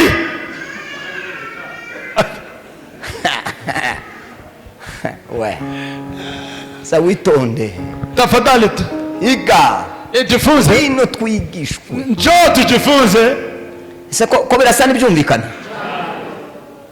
Timuza mubona uburyo beyacuranga. Amjaona vile Bea anapiga nzeze. Azi gucuranga ariko. Yeye anajua kupiga nzeze. Nabyo byiza. Ukunda abantu bogenda ngo abigishe. Hakuna watu wanaweza kujifunza. Bakaguma bagafutaguza aho ngaho. Watu kupiga piga tu. Mwesara mu rushiki. Yeye anatuzidi nini? Bea uteye indirimbo ahita afata gamu. Ukipiga nyimbo tu mara moja anaingia. Sanga karabanza gakora. Mwingine kwanza anafanya fana fana. Mwagira kwigisha uburyo Sasa mkajifunze. kumba kutujajangira aho Ya ngaho. mambo tu ya kudanganya Boko danganya. baracura. Eh? Mwende uzibona umuntu indirimbo basanzwe baririmba. Nyimbo ambayo ni kawaida anaanza sasa klike. Baririmba agasura kabasubiza inyuma. Tena narudi nyuma. Zaniba. Ese abantu bize gani? Hawa watu indirimbo baririmba inshuro 15. Nyimbo zaidi ya Niko taramenya iyo ndirimbo. Kwa nini hajachua maana? Kwa nini? Ubusabwa kwanga kwiga. Ujinga tu wa kujifunza.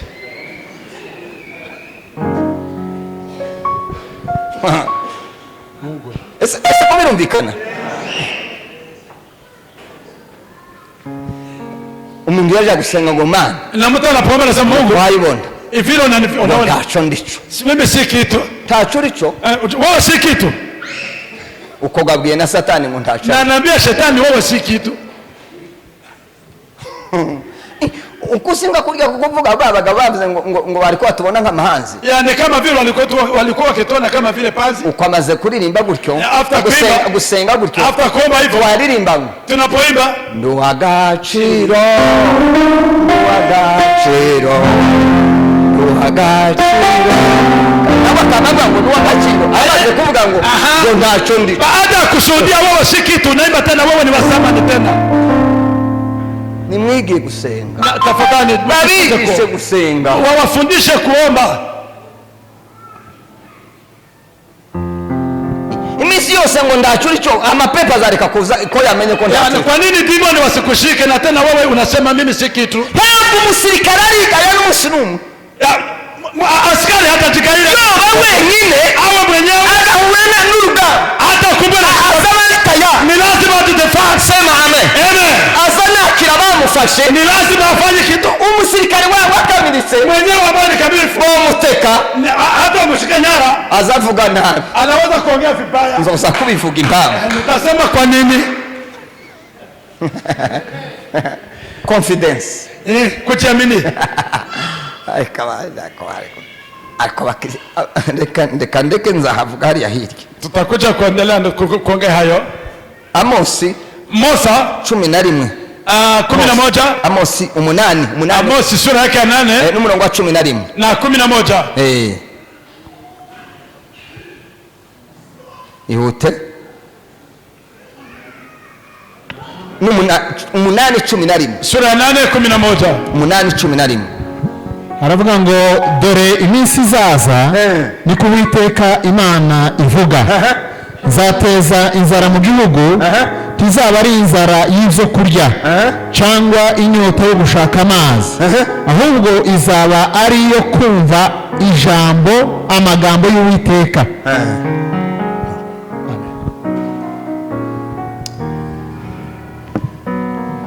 Turasa n'abafite nk'inzara, ni kama sisi tuko na njaa, kandi umushonji wese azavuga nabi. Mtu mwenye njaa ni lazima aongee vibaya. Uzirinde umuntu ushonje. Tafadhali jihadhari na mtu mwenye njaa. Aya makari muri mukubona na baba, vile watu mnaona watoto walivyo leo ni ugusonza, ni kwa sababu ya njaa. ni ugusonza, ni kwa sababu wana njaa. Bazaducamu hata watatuangamiza.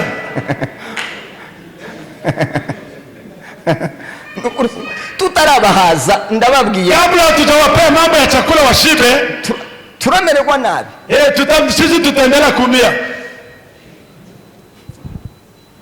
Kandi si inzara yo kurya, si njaa ya chakula kawaida, bali ni njaa ya neno la Mungu. Abantu barashonje, wana njaa ya neno la Mungu. Muri Yesaya haravuga ngo kuki mugura ibyo kurya bitari bidafite umumaro. Kwa nini mnauza chakula ambacho hakina maana?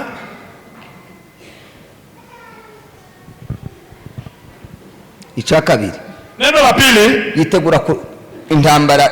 Yiteguye umusirikare, mwanajeshi yigishwa kurwana intambara imutunguye. Yeye anafundishwa kupigana vita wakati akigishwa n'intambara yiteguye, hata wakati ako tayari. Tiyohunga ngo yumvise amakuru y'intambara, hawezi kukimbia kwa sababu amesikia habari ya vita. Hapana, haiwezekani. Twebwe sisi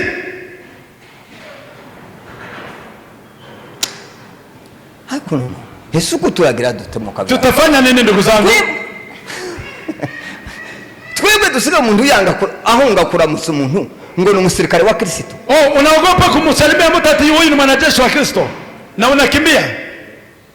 Mwana umwe yigeze kuza kumbwira mu rusengero, mtoto mmoja alikuja kwa kanisa kuniambia ngo bareko basengera ahantu, walikuwa wakiomba mahali, ngo Imana irababwira ngo sinkaza mfa kunywa amazi bazanye, na Mungu alisema usikunywe maji tu, watu wanaleta tu. Ati hano mu rusengero harimo abantu, ati hapa kwa kanisa kuna watu si wazuri. Ni nani? Ngo wa protocol. Hama abadiko ni protocol. Kese kwa zaza pfundikiye bazabigenza. Wana wanaleta maji ya kifungwa wanafanya nini? Ngo wazakubitamwa agashinge. Ni kama vile wanaweka shindano hivyo. Ngo hivyo ngo kama bashira musumu. Na wanaweka hiyo sumu. Ndamandi yewe. Akamwambia nubundi ntegereje gupfa. Na hata mimi nasubiri mauti. Reka nzafe vuba. Hata nife haraka. Haiko ubundi se kumbwira naye nagutumye ngo. Je, unakuja kuniambia mimi nimekutuma kuja kuniambia habari hizo? Tese mwari kumwe nande? Wewe ulikuwa pamoja na nani? Arambwira. Akaniambia ngo buce ndamuhamagaye. Asubuhi yake nikamuitisha. ndamubwira ngo nikamwambia tugasubire guhanurira urusengero rwanjye, usiongeze kutoa unabii kwa kanisa langu, uzuhanurira Yuri. utatoa unabii ukiwa huko nyuma. Jewe sinagutumye Mimi sijakutuma kutoa kumbebera abakristo, kuja kutoa matushi kwa Kristo. Mfite amaso nani, mimi mwenyewe nina macho yangu zambona, na mimi mwenyewe nina kipawa. hivyo leo kuja kumbonera ndabyanze, wewe utaona kwa makosa yangu, ndamwe ngo bizoguteranya, na wewe utachonganisha watu wewe. Nubu ndacaya gotomera, na hata waleo maji na kunywa abo baracha nibo bahaba, na hapo protokoli ndio wanaendelea kutoa. Sasa sindani hano mutwe, hata kichwa sitasikia maumivu. Ega nize kurwana intambara zose, Mimi nimejifunza kupigana vita, intambara z'inkuru, vita ya habari, inkuru zitarizo, habari ambazo si za kisika. Narazigishijwe Hizo mimi nimefundishwa. Amen. Amen. Umusirikare azayigishwa ibyo, Mwanajeshi anafundishwa. nisa wa Kristo, Hata kwa Kristo. nibashake bavuge ngo bariko barakugerageza, Hata waseme kama wanakujaribu. nibashake bavuge ngo ko barabitegura, Hata waandae. nawe witegure. Wewe jiandae. Sema amen. Amen. Tegura uburyo bwo kurwana urwo rugamba. Hata vile utapigana vita hizo.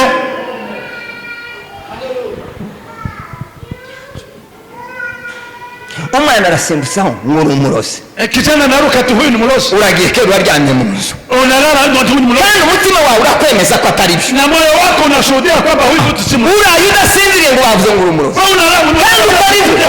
Ese mwabaye muko aje? mumeze gute? Shida gani? Akana k'agahungu karihagiye ahangaha, Kijana kameshiba kaunga. nta kibazo afite, Hana shida. nta rugo afite, nta bana afite, ntiyita kuri nyina, ntiyita kuri se, n'urugo rwe ntarwitaho, Na hata familia. none karagusaba ngo ubaye umurozi, Kisha sasa wanasema ni mlosi. uraye udasinziriye Na unalala bila kusinzia. gaho ndikarara kigaramira aho hari umuriro.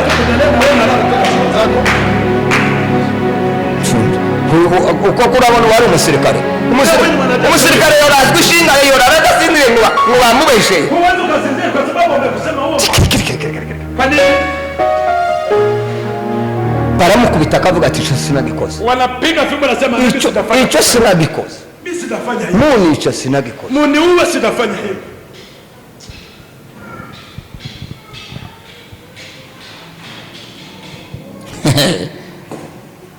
Luka ibice 12 n'umurongo wa 40, Luka 12:40. somagira tuze dusoze. Soma 12:40. Yigishwa kurwana intambara zose zimuga, Yeye anafundishwa kupigana vita ya kila aina. namwe muhore mwiteguye kuko umwana w'umuntu azaza mu gihe mudatekereza. ndashakira ijambo gusa, Neno hili, namwe muhore mwiteguye, iweni tayari witegure kubesherwa, kwa sababu ya uongo watakusingizia. witegure kubesherwa, Watakusingizia uongo. witegure kubesherwa, Jiandae kusingiziwa. witegure gutukwa, Jiandae kutuziwa. witegure kubesherwa, Jiandae kusema uongo. witegure gusuzugurwa. Jiandae Icyo byitegure, Andae haya. numara kubyitegura, Baada ya kujiandaa, uzoba uteguye uburyo bwo kurwana. utaandaa viziki ya kupigana vita. Sema amen. Haleluya. Kuserenga ikintu ntigeze ntekereza Vita ambazo mimi sitafikiria. ngo nicyo kinguyeho, Na hiyo ndio vita zinanigukia. ntiwari witeguye. Kwa sababu utajiandaa. Kwari ku ikintu kinshikira, Lakini hii kitu kinanigukia. none se wari kugira ngo uri mu ijuru Unafikiri ulikuwa mbinguni? ngo ndigigushikira, Ulifikiria none nimegishitse. kama inakuja. Sema haleluya, Bwana asifiwe. Kubera yuko wabiteguye, Kwa sababu umejiandaa. ibizokugwa gitumo, Haya yote atakuja. bisaza bisa n'ibikuguye gitumo, Yatakuja kama ariko kubera yuko witeguye kwa kuwa umejiandaa. uzahangana nabyo. Wewe utashinda. Wese nguko bisa naho ntacyo byamubwiye, Mbona sasa ni kama yeye aho atakapika? nayo Ni niteguye, kwa sababu nilikuwa tayari. ndarwanyeganyega se. Nitashituka kwa nini? Sema amen. Amen.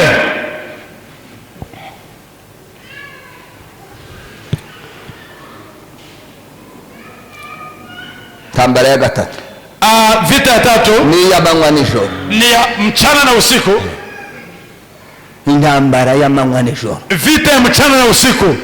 Umusirikare yiga izo ntambara askari anafundishwa hizo zote. ari ya manywa, Ikiwa ya mchana, iyo ahaye abona uburyo akiona vile nakuja, aba yiteguye kuyirwanya. yeye anasimama akistao kabisa. ari ya nijoro, Hata ikuje usiku, aryamye, akilala, nicyo gituma bataza basigaga intwaro zabo. wao ndio sababu kila mara silaha zao ni hapa karibu. barasa gutya akabarato, Ni hivyo tu tayari. kubera ko yizi uburyo Ni kwa sababu amejifunza muri icyo gihe. hivyo tu.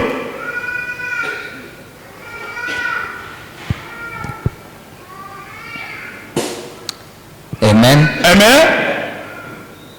Cyo gituma Paulo yavuze ngo narwanye intambara nziza. Paulo akasema nimepigana vita vizuri. Kugira ngo zirya ari kuvuga ni nziza, Unafikiri yale vita alikuwa anasema yalikuwa mazuri, nuko zagaze ziza yitegura. lakini kwa sababu alikuwa jio zote zilikuja kwa Narwanye intambara nziza, nimepigana vita vizuri, narinze kwizera. mwende imani menu. Muri iyi kintu iyo kije kigasanga uriteguye, Kitu kikita nawe ni tayari. uzosa sinzi ukuntu umuntu aza gutya uza wumva wayuraha Kama vile kabisa. uti narimbizi, Nilikuwa na narinzi ko bizagenda, nilijua yatakuta. narinzi ko bizokorwa, Nilijua yatafanyika. narinzi ko bizoshika, Nilijua yatafanyika. narinzi ko bazamvuga, Nilijua narinzi ko watanitesa. bazansuzugura, Nilijua wataniharibu. narinzi ko bazambeshyera, Nilijua narinzi ko bazandwanya. Nilijua watanitugombanisha. Sema amen. Amen.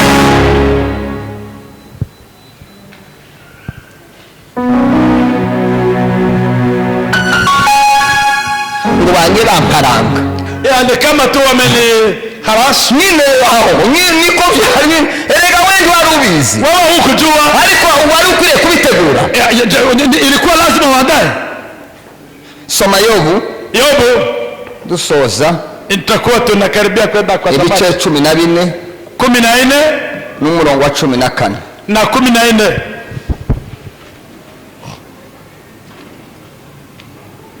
14 Ayubu 14. 14 no ku 14 Yes. haravuga ngo umuntu napfa azongera abeho, Yes.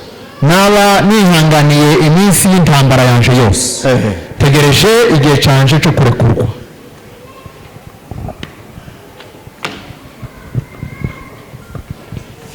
Tawaba umusirikare Huwezi kuwa mwanajeshi wa Kristo wa Kristo ngo yinjire mu by'ubu bugingo, uingie kwa mambo ya kisasa, by'ubu buzima, mambo ya kisasa, asubire mu byo yararimo, na urudi kwa yale ulikweko, ngo abakinejeje ili umfurahishe tena wamuzanye mu gisirikare. Bwana ambaye amekualika amekuandika. Paulo yandikira Timotheo rero, Paulo akaandika Timotheo, aravuga ngo twe turi abasirikare, akasema sisi ni wanajeshi, turi abasirikare beza.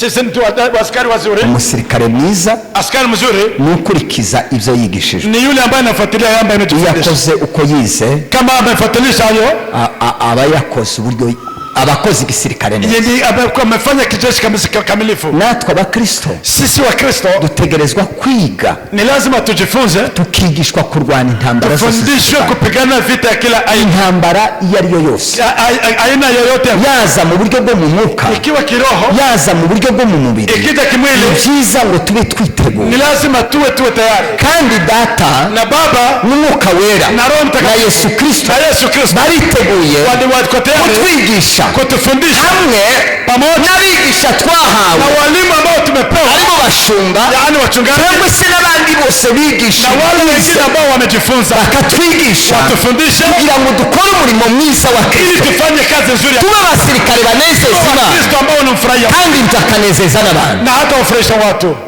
Emera kwiga Kubali kujifunza kuko bizaguhindura. kwa sababu yatakufanyia. Yari intambwe ya mbere, Ilikuwa ni hatua ya ejo kwanza. tuzihuta noneho Kesho tutaenda haraka, tuvuga ibindi umusirikare ategerezwa kwiga, tutasema sasa mambo mengine ambayo askari anastahili, kuko dutegerezwa kubyiga, kwa sababu tunastahili twasoza ili tumalifu tugakora umurimo mwiza na w'Imana. tufanye kazi vizuri. Imana ibafashe, Mungu ambinguni Imana ibaheze umugisha. na Mungu atusaidie. Amen. Amen.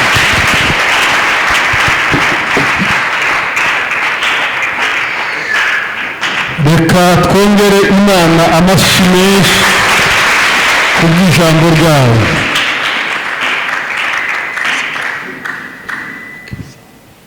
Arakoze cyane mwarimu, Imana imuhe umugisha. Imana ishimwe ko mbona mucihanganye, ni ikintu gikomeye cyane, kandi ibyo twiyemeje tugomba kubikora. Twari ko tuvugana intambwe ya mbere ko umusirikare yigishwa kurwana intambara izo arizo zose, intambara yose imugana akwiriye kuba yiteguye kuyirwana. Kandi aha navuze navuze mu rwego rw'abantu bose, ari abashumba, ari abakristo, ari abavugabutumwa, ari abanyamasengesho, urwego rwose umuntu yakoramo, yaba umucuranzi, yaba umuririmbyi, buri muntu wese agenda agira intambara y'aho ari, y'aho akorera. Hari uwavuze ngo tuzigera ugwa ku rugamba rw'amasasu kuko utaye uru Rwanda, ariko uzarasirwa ku gikorwa ukora. Nimba ukorera mu rusengero uzahura n'intambara yawe, nimba uri umuprotokoli uzahura n'intambara y'ubuprotokoli, niba uri umuririmbyi niko bimera. Ntibazakurasa amasasu asanzwe kandi ukora mu rusengero. Nicyo gituma rero buri muntu wese uzanareka no gukorera Imana, aho uri hose hari intambara, ntawe utazayihurira no mu rugo iwawe, naho irahari, nayo ni ukwiga uburyo ugirwana. Izi ntambara tuvuga nizo mu mwuka nizo mu mubiri. Ngira ngo nigeze kuvuga hariya akantu kamwe, nagiye mu mujyi, umuntu yamancira amacana, igikorwa bene kirya kibi ntitwavuganye, ndahagaze ngiye kwinjira mu modoka, umuntu w'umugabo ubona afite ubwenge atekereza, yama akokomora ngo amare yamancira, ngomare mbona n'intambaraga yanganye, fata imoshwari ngomare ndayihanagura shira mu mufuka. Abantu bari aho barantuka, babona ko mu bwenge ndakwije ubwenge, ariko nari nzi urugamba mbaye ndwana. Ndangije ninjiye mu modoka, umwe arambwira ngo ariko ngo se ngura umushumba, ndavuga ndi ndiwe. Ati nico gituma hazi umuntu bomucira kuriya akareka. Ngo se umuntu yambwira kuriya ngo ngasubiza, ngo se umuntu yambwira ngo umushumba ngo yambwiye kuriya. Byihanganire n'intambara, menya rero ko nimba byagutunguye, ese turi kumwe, ba witeguye, yitegurire wumve ko ari byo. Ariko ntabwo umwigisha, twebwe twize, abantu bize, naringiye kuvuga ngo twebwe twize, hariho n'abize gusumba twebwe. Mu ishure nta buryo umwigisha ashobora kukubwira ngo wumve nubwo bikubabaza ntacyo ukora kuko uhaye wiga. Urabyihanganira ugatuza ugaceceka, ukavuga nimba ari na nyuma ukaza kumaza tuzi namwigisha ndi wanabibaza gutese. Kubera iki mu nzu y'Imana ariho tubona tutocahwa? Kubera iki atari wobwira umuntu ngo se kuko ukora icyo ngicyo umuntu akumva ko ninde wari wigera asubiza umwigisha uhaye umwigisha ngo amubwire ngo kubera iki ibingibi ntibikunda. Kandi ntabwo umwigisha nta mwigisha uzuruta umwigisha. Oya, ariko ahantu biri ni mu rusengero, biteye agahinda, biteye umubabaro ibintu tubonera mu rusengero. Kandi gukora ikosa nibisanzwe birashika. Abafaransa baravuga ngo qui aime la science aime la correction. Gukosa ahubwo umuntu udakosheje ndiwamenya, ahubwo gukosha bigutera kugira gute kumenya. Ntabwo waziza umuntu gukosha ikibi, waziza umuntu kudakosorwa, kumubwira tiki tugasubire kugikora ngo yange ngo ya.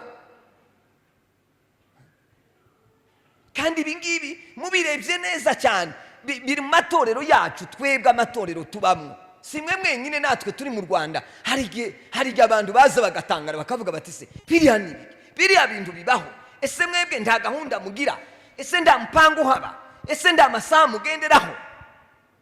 Erega itorero rigira liturgie, mwijuru niho haba umurongo ukwiriye. Ni ukuvuga ngo ibizima bigira umurimo wabyo ntibirawuvaho. Ibizima ndibyoja kubwira amaserafi ngo kubera iki mwamuko oya.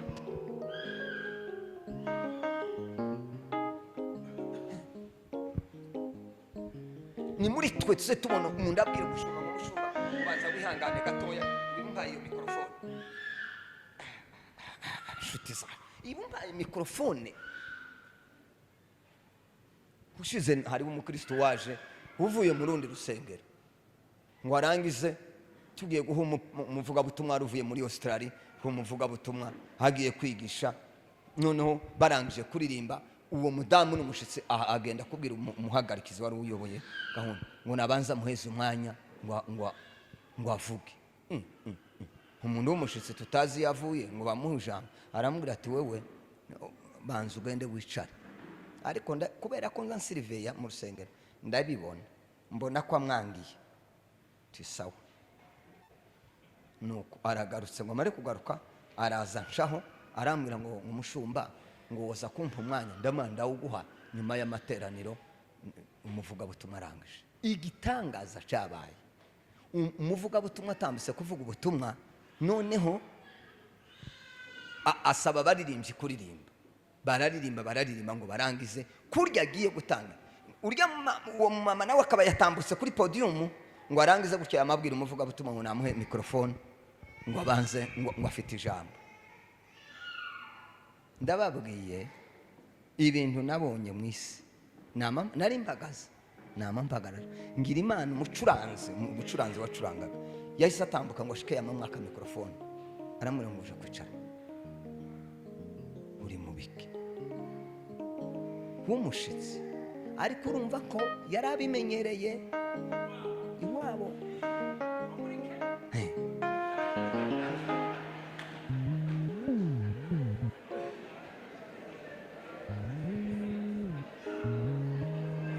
Oya, mureke imbabazi. Ese turi kumwe? Amen. Sema amen. Ko turafatira akarorero kuki ku musirikare? Ese ko muramenya aho turi? Umusirikare komanda yoba ahagaze yavuga ijambo yamara haba nubwo yogenda akamuramukira. Ko urabona yofa gutambuka akamuramukira akamwaka icyaha yavugiraho.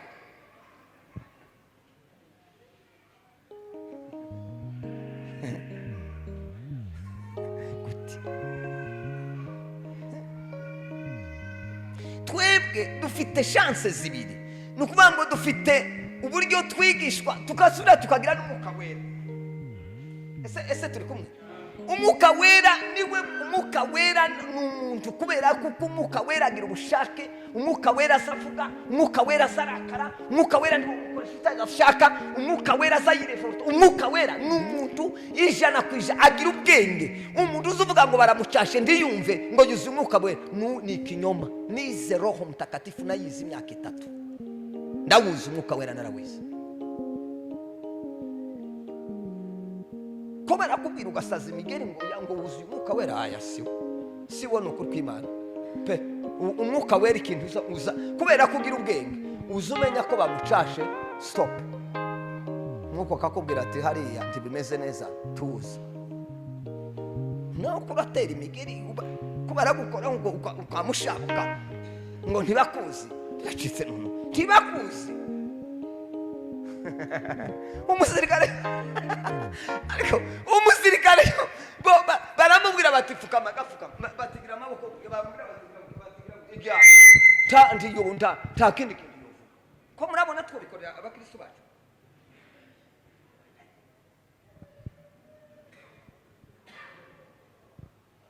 Kandi ikintu muzira, ikintu babahugije, ndetse n'uwabaroze nyine nimba busigaye buhaba, ikintu babaroza abashumba. Ejo mundi turi Kitengera bahaye umusore umwe ngo mwivuga butumwa, waje mwivuga butumwa, bari babiri babahaye ngo bavuge nk'iminota 5. Aravuze yamwe avuga ibintu bibiri, ahavuga abashumba. Murebe nama ngo mwabashumba ngo muze mumenya ngo imihamagaro yanyu. Murebe nkanje mfite imyaka 26, utavuze bamuzehe bakoze umurimo w'Imana tutaravuka, twari ko tuza kuvuka bahaye bakora umurimo. Wumve nawe karatubwira ngo tse tumenya ngo imihamagaro yacu. Wumve namwe nk'iryo jambo ahantu twicaye, umwana si umudiyakare ako none arahumiwe nama ngo bitwone ngo arangize. Nicyo ngicyo kiroroshe, icyo cyari cyoroshye nyine. Niba hari abantu bari yabonye batari mu mwamagaro, nabyo birashoboka nawe yabibona abiheshejwe n'ijambo ry'Imana. Ese turi kumwe?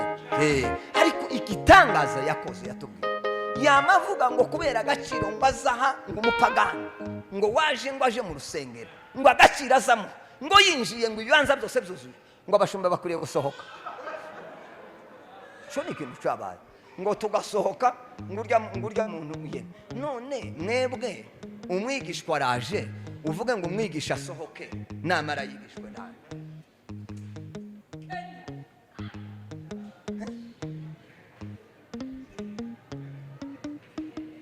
Ese ko birumvikana? kwiga, mureke twige, nicyo dukeneye ko mureke mbereke. Nimubona ba muzehe baratureze, ubu nyine bapfuye, ibyo ari byo byose tibopfana agahinda, bovuga bati twarareze turapfuye ariko dusize abagabo. Natwe nicyo twifuza, turifuza yuko natwe dusiga abandi. Amen. Kandi nta muntu wakwemera ngo akore ikosa hariho umuntu umukosora. Bamuze barahunze kera, barahunga ngo ntibiga, bakabafata bakabahungisha mu biraro ngo bahunge ngo bataja kwiga. Niyo konsekanse dufite uyu munsi wa none, ngo barahunze ngo abazungu ngo sinzi ibyo bahaba bajanamo, barahunga. None nicyo kibazo rero dufite n'uyu munsi wa none, abantu ntibaba bashaka kwiga ariko bagakunda iby'Imana ariko badashaka kurerwa. Dusohoke yeme ako none nawe nuko nyine kandekere tayirumbi rwacu ndetse kurumva nawe ese wumvisha uburyo bavuze ati ndahwereye nanje sinumva bene ibi ihangane. Aha mfite abakristo barabizi ibyo mpaye mvuga, si ibya none gasi ibyo kwiga, singako bimeze.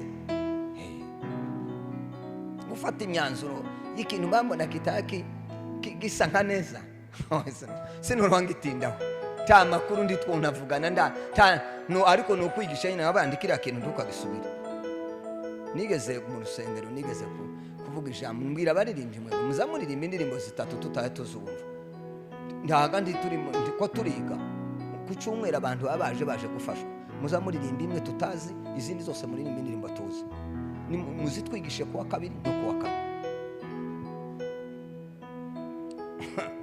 Mwumvuge gutyo, umuntu utari umukondikiteri w'umuririmbyi nawe nimba ari amapepo yari yamuteye nyine ntawe wabimenye, yamavuga ngo ntibazo babaguma kuririmba ngo bene izo ndirimbo. Kubera ko madame aranzi yari yicaye hafi yanjye arambwira ngo ihangane ndakubonye kera ugiye gukora ibintu. Ndamubwira ndetse wumvise uburyo yavuze, ariko ati reka ukagira Imana ati hangane. Nuvuga ngo abakristo bose banye bahumirwa. Narasohotse, umwe yamambwira ngo ariko ngo niki cyagufashe ngo cyatumye nguceceka. N'umwana nari nize, ariko twarasohotse tararuha ninjira muri biro, yamaza nkurikiye, yamambwira ngo akanwa sinamenye uburyo kabaye. Ati n'umwana n'umuntu iyo nagiye no mwivuga butumwa rimwe na rimwe ndamujana, niwese dukunda gushana nununda nicyo gitubona babwiye ngo urugamba rwose, ariko madame azaba nkamfasha muri iyi minsi, nza mbona ari mu gusa n'usaidiye nyine. Yamambwira ati sinzi ibintu bibaye, ibintu nakoze sabye imbabazi. Ndamubwira ngo uzabivuge mu rusengero uzajari, wewe urarwaye ko ndavuga nawe ugasubira ukaje kuvuga, inza mvuga nawe ugasubiramo gute? Haraza yamasaba imbabazi, aravuga ati yeme narahumiwe ejo, akanwa sinzi byakaguyeho, sawa urakize tuzosubira.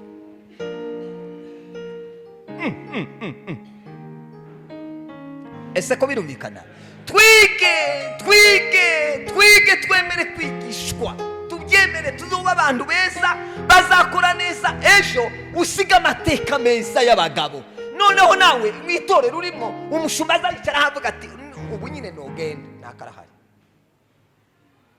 Ese ko birumvikana?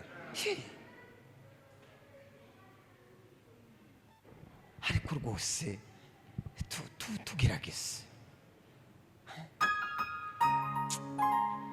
Nuko ndambwe ya kabiri aricyo nza kuvuga, icya kabiri azayigishwa kwihanganira ubuzima bwose, yigishwa kwihanganira ubuzima ubwo ari bwo bwose. Nimba ari ubuzima bwo guhanga, niba ari ubuzima bwo gusonza, niba umusirikare ni ukuvuga ngo azabwirwa ngo aho ugera hose wiyadapte uhamenyere use naho wahavukiye. Umukristo niyo nakwiriye guhura n'ikibazo ngo ahindure ubuzima namara ahemukira Imana. Ese ko birumvikana? Igituma umuntu ahemuka aba yananiwe kwihangana, igituma umuntu akora ibitakwiriye aba yananiwe kwihangana, igituma umuntu aza yiniga akagenda akiniga aba yananiwe kwihangana. Umusirikare aza yigishwa kwihangana, bakamwigisha. Apana ntazafashwa n'Umwuka Wera, azafashwa n'ibyo yize. Ni ukuvuga ngo kwiga bigira imbaraga zikomeye. Uburyo ese turi kumwe? Sema amen. Kubera iki tuzatuguma gushira umwuka imbere ngo tuzane umwuka, tubanze tuzane kwiga. Ariko uzi uburyo umwuka aza gushoboza mu bintu wize, umwuka yakubitaho ni umutemeri, agatemeri kugushiza agatemeri. Kuvuga ngo wize wamara umwuka wa Yesu Kristo kaza.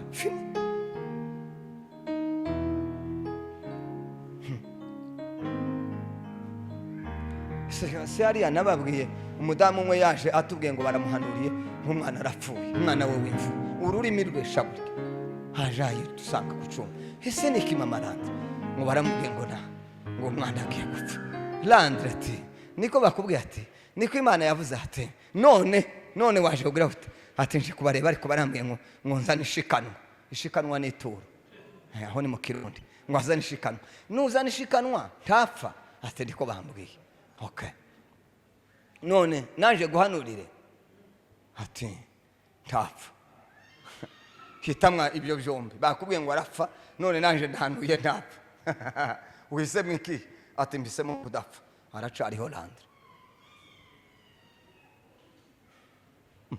Kuraza wirukanka umwana baramubwiye ngo umwana muzima yarangije kaminuza ndagira ngo ariko arashaka.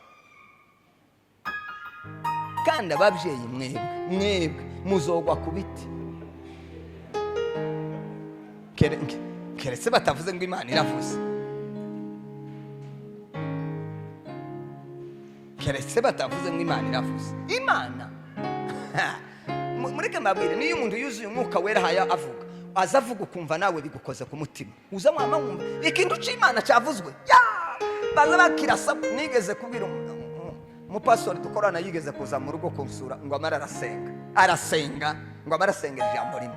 Nama ndyandika ndavuga ngo araduhanuriye. Nyuma y'amezi 8 naramuhamagaye ndambwira ngo umunsi wari uri hano izi tariki warasenze ngo usenge, umutima urambwira ngo uraduhanuriye. Ndandika ibyo wasengeye, dore ngibi byabaye. Amen. Iyo witeguye neza uko umuntu yoza agasenga mu nzu mu rugo iwawe, umutima ukakwemeza ko hanuye kandi bikababyo.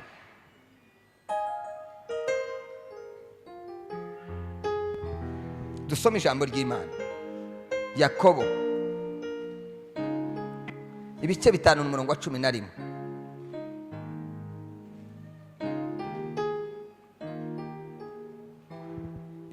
Gatanu 11 Yakobo.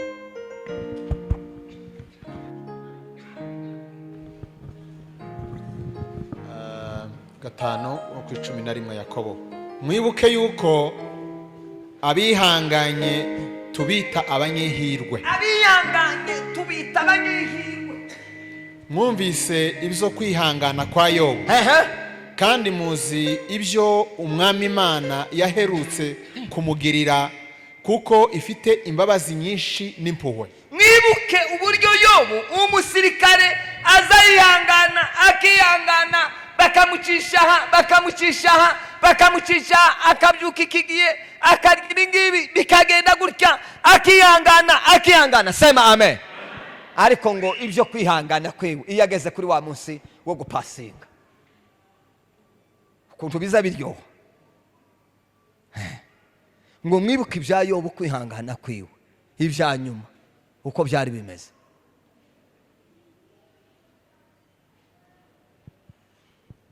Ni ukuvuga ngo ikize gituma umuntu arakara, yabwirwa iki ngiki ndacihanganire, aba yananiwe kugira gute? Kwihangana.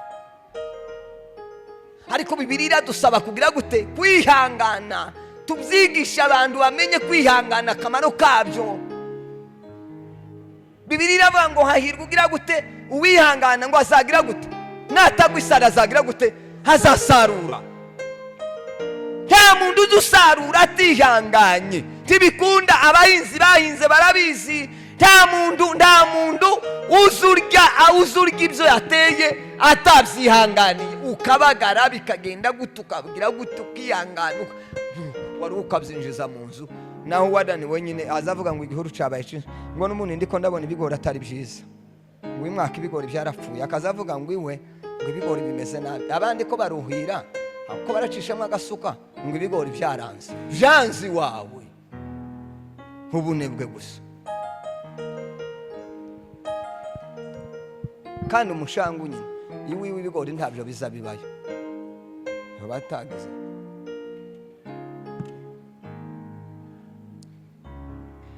Harya Pawulo yavuze, twasomye, yaravuze ngo nize guhaga niga no gusanza. Siko Bibiliya ivuga? Narabyize. Uyu ni umusirikare, narabyize. Abasirikare bazabikisha, ngira ngo nzabikora, bazabiga guhaga bakiga no kudahaga. Twebwe turi mu guhemurwa no gusonza. Twebwe ko turabesha kubera gusonza. Twebwe ko biraguye, biraremereye. Tegereza, izera Imana, iringira Imana, isha muri iryo shuri, Imana izakugaburira. Abanyefeso ibice 4:2, ubuzima bwose umusirikare azayigishwa ubuzima bwose.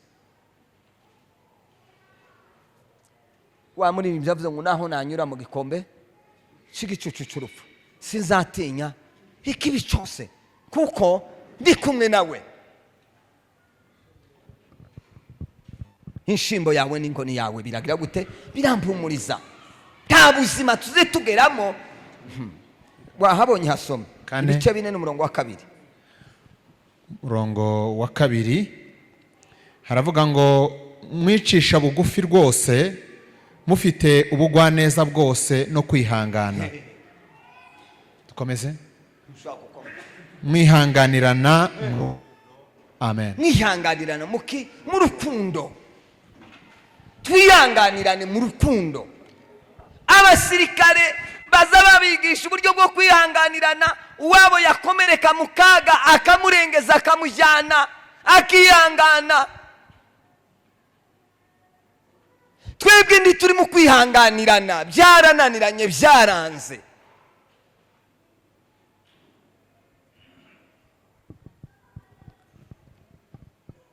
Amen. Yesu ashimwe cyane. Musirikare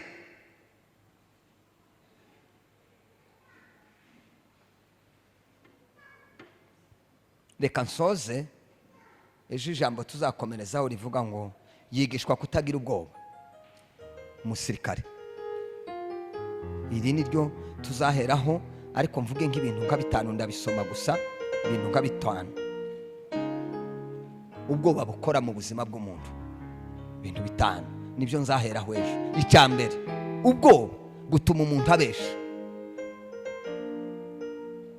Ubwoba buza butuma umuntu abesha, bukwamubeshera ubundi muntu kubera ubwoba. Ejo nzabigarukaho. Ese mu itorero nta bwoba buhari? Abantu ni bafite ubwoba. Icya kabiri, ubwoba buza butuma umuntu abona ibintu uko bitari. Ubwoba buza butuma ubona ibintu uko bitari. Kuri uyu munyabwoba timubona iki giseke, yo kwamavuga ngo yasanze gipfundikiye kubera ko agira yandi maso atari mazima. Ubwoba buza butuma umuntu abona uko ibintu bitari. Tuzobigaruka hejuru kuri babatasi. Icya gatatu, ubwoba buza bwereka umuntu gutsindwa, ntabwo bwo kubwira gutsinda. Icya kane, ubwoba buza butuma utinya ufite imbaraga nke kuri wewe. Ubwoba buza bukwereka ko umuntu afite imbaraga nyinshi kuri wewe kandi afite nke kuri wewe. Ese ko birumvikana? nzabigaruka ejo nzaba kubisesangura neza. Icya gatanu, ubwoba buza butuma wiyita uko utari. Ubwoba buza bukubwira ngo uri uyu nguyu kandi atari kuri. buza butuma wiyita uko utari. Ubwoba buza bwama bukwita amazina bukakubwira ngo wiyite gutya kandi wamara ukama wiyita uko nyine bwagica. Ariko umusirikare azayiyita uko ari, baza bamutreninga bakamwigira bakamubwira ngo uruyu aba nubwo uzogera mu rupfu uzavuge ngo nduyu. Tiyo ruhindura identite yiwe ngo yageze mu kaga. Umusirikare nyayo, hapana umusevire. Hapana umusevire w'umusirikare. Umusirikare uyu wize cyanyuma. Ubwoba ndi buzigera bukubwira imbaraga zikubamo.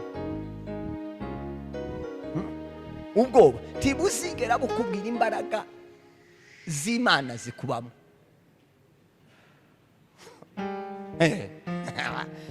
Ubwoba bukakubwira, kandi nzababwira amakuru y'ubwo buryo Bibiliya zivuga.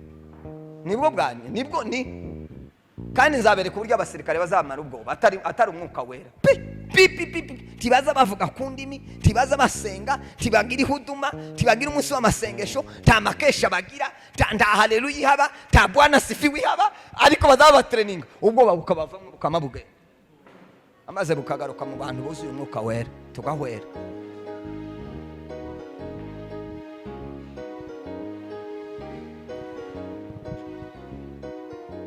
Imana idufashe.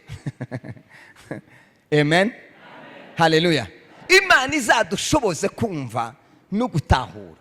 Umwuka wera azabafasha cyane.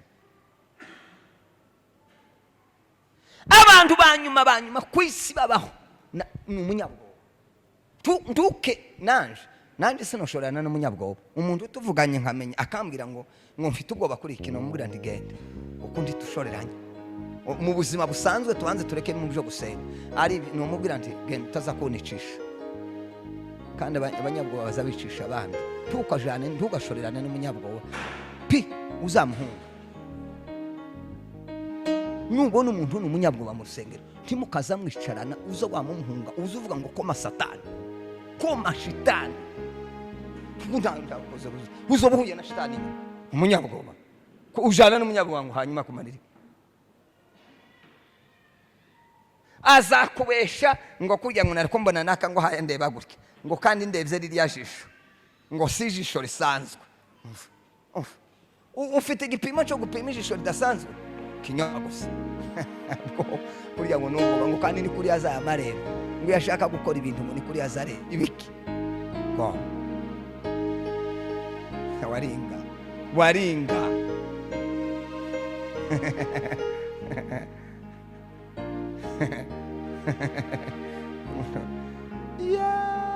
ubwoba ni kinyoma.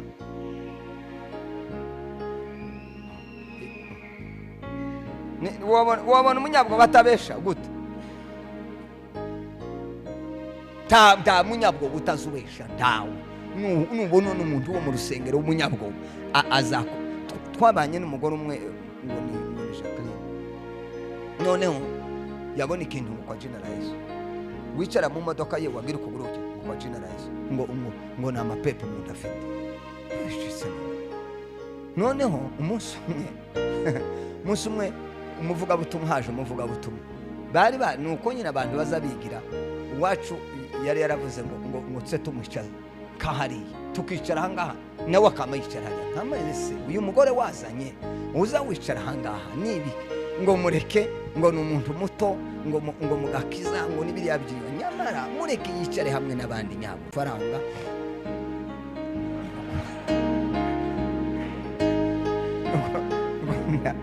Uko ndawe yageze nuko noneho umunsi umwe gatakwa hayigisha arigisha ngo mara aravuga ngo turamukanye ngo duhana amaboko ngo nitumara ngo aratubwira uko turi buvuge. Umuntu aza nk'ukuboko uwo yegereye, gatakwa akaba yegereye uwo mugore ngo amuhe ukuboko yamayanga. noneho ndamubona muzehe ngo agira ngo aramuha yamamwagira nuko noneho nama numva ko mu mutima hakoroka muzehe gatako wasenze tutaranabaho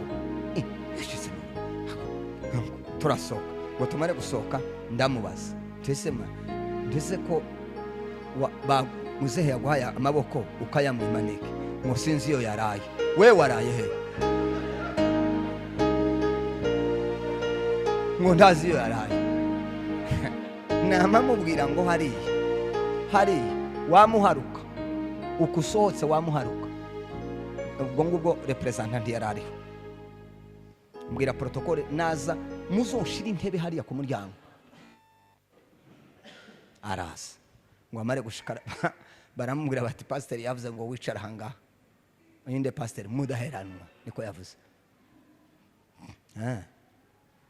yamasubirayo yamataha ngo amare gutaha yamagenda ngo shika hamagara representante aramuhamagara ati mudaheranwa yanirukanye mu rusengero nzagaruka waje aya magumi cyumweru cya mbere cya kabiri cya gatatu araza ngo amare gushika yamaza kumubwira ngo amare representante araduhamagara nyine twese n'abapasiteri ngo ngahe tumubwira amakuru ndamubwira amakuru mubwira amakuru ko byagenze uko yanze kuramukanya nico twapfuye mbona nagasuzuguro karanga kuramusa gatako ngo ntazi iyo yaraye ntazi amakuru ye ndamubwira ngo wewe waraye ndavuga ngo azoza yicara hariya niko navuze aravuga ngo urumva ngo rega ngo wewe nguze wihangane ndamubwira ngo urahitamwe ibintu bibiri ni ukugaruka hariya akicara hariya nanje ngasohoka nibi bibiri bidatsimburwa nibi bibiri naje hariya ndasohoka ndama ngenda n'ibyishimo uzabona ibintu umwicaze hariya yaramugaruraga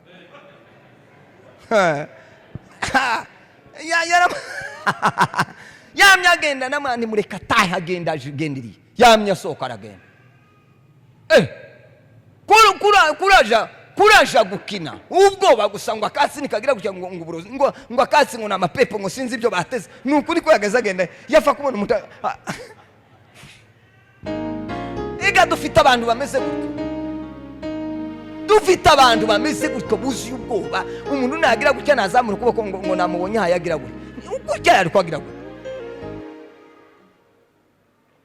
Imana idufashe Bibiliya avuga ngo twahawe umwuka wiki w'ubwo oya uwo mwuka ndawe twigeze duhabwa na data twasigiwe umwuka ngo uzudutakisha ko turi abana b'Imana Imana idufashe ejo tuzabiganiraho kandi tubisobanure Imana ibaheze umugisha